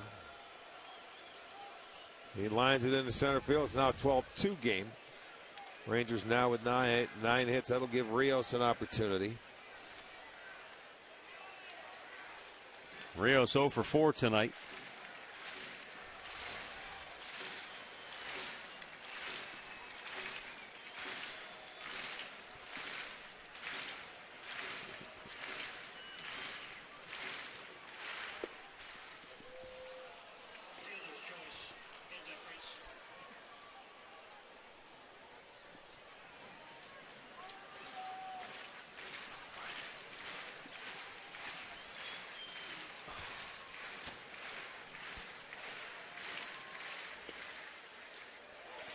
Rios takes a strike. 1-1 to count.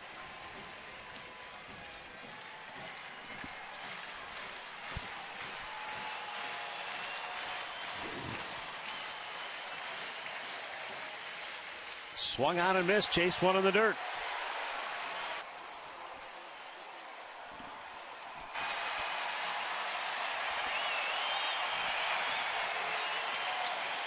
Everybody up now, 27,000.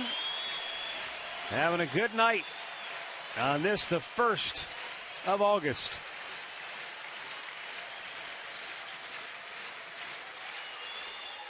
Blowing away, and it's 2-2.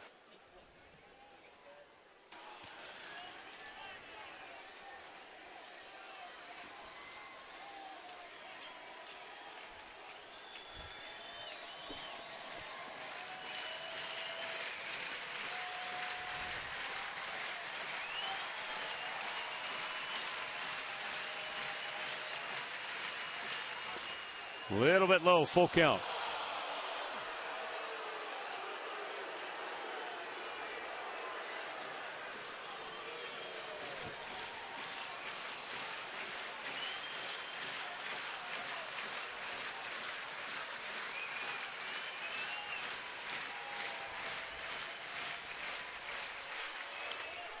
Fouled off.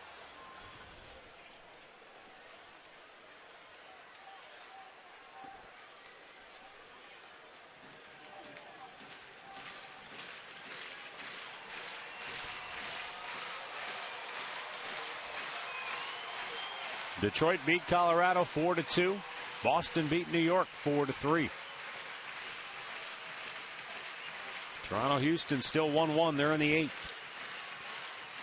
Payoff pitch. Out of play down the right side. Angels lead Tampa Bay 5-3. They're in the 9th down in St. Pete.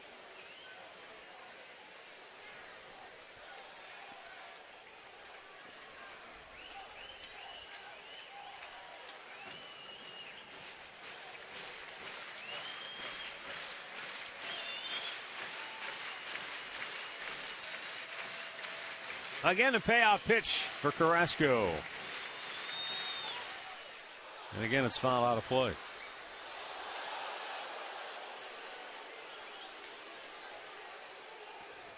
This will be the 9th pitch of the at-bat for Alex Rios. So after 2 quick outs, Dan Robertson singled up the middle. Elvis Andrus singled him home. And now Rios awaiting a 3-2 pitch.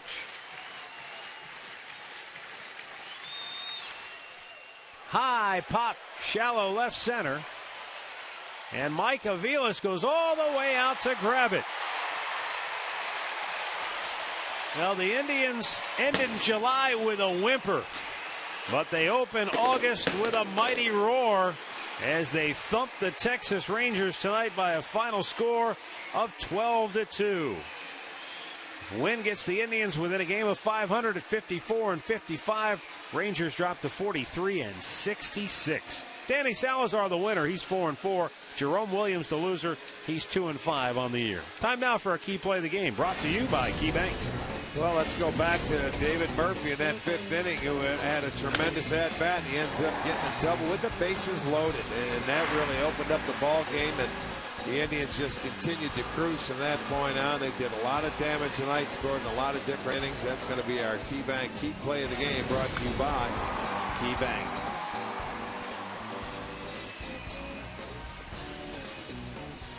Good series opening win for the Indians, and we've got some final thoughts when we come back.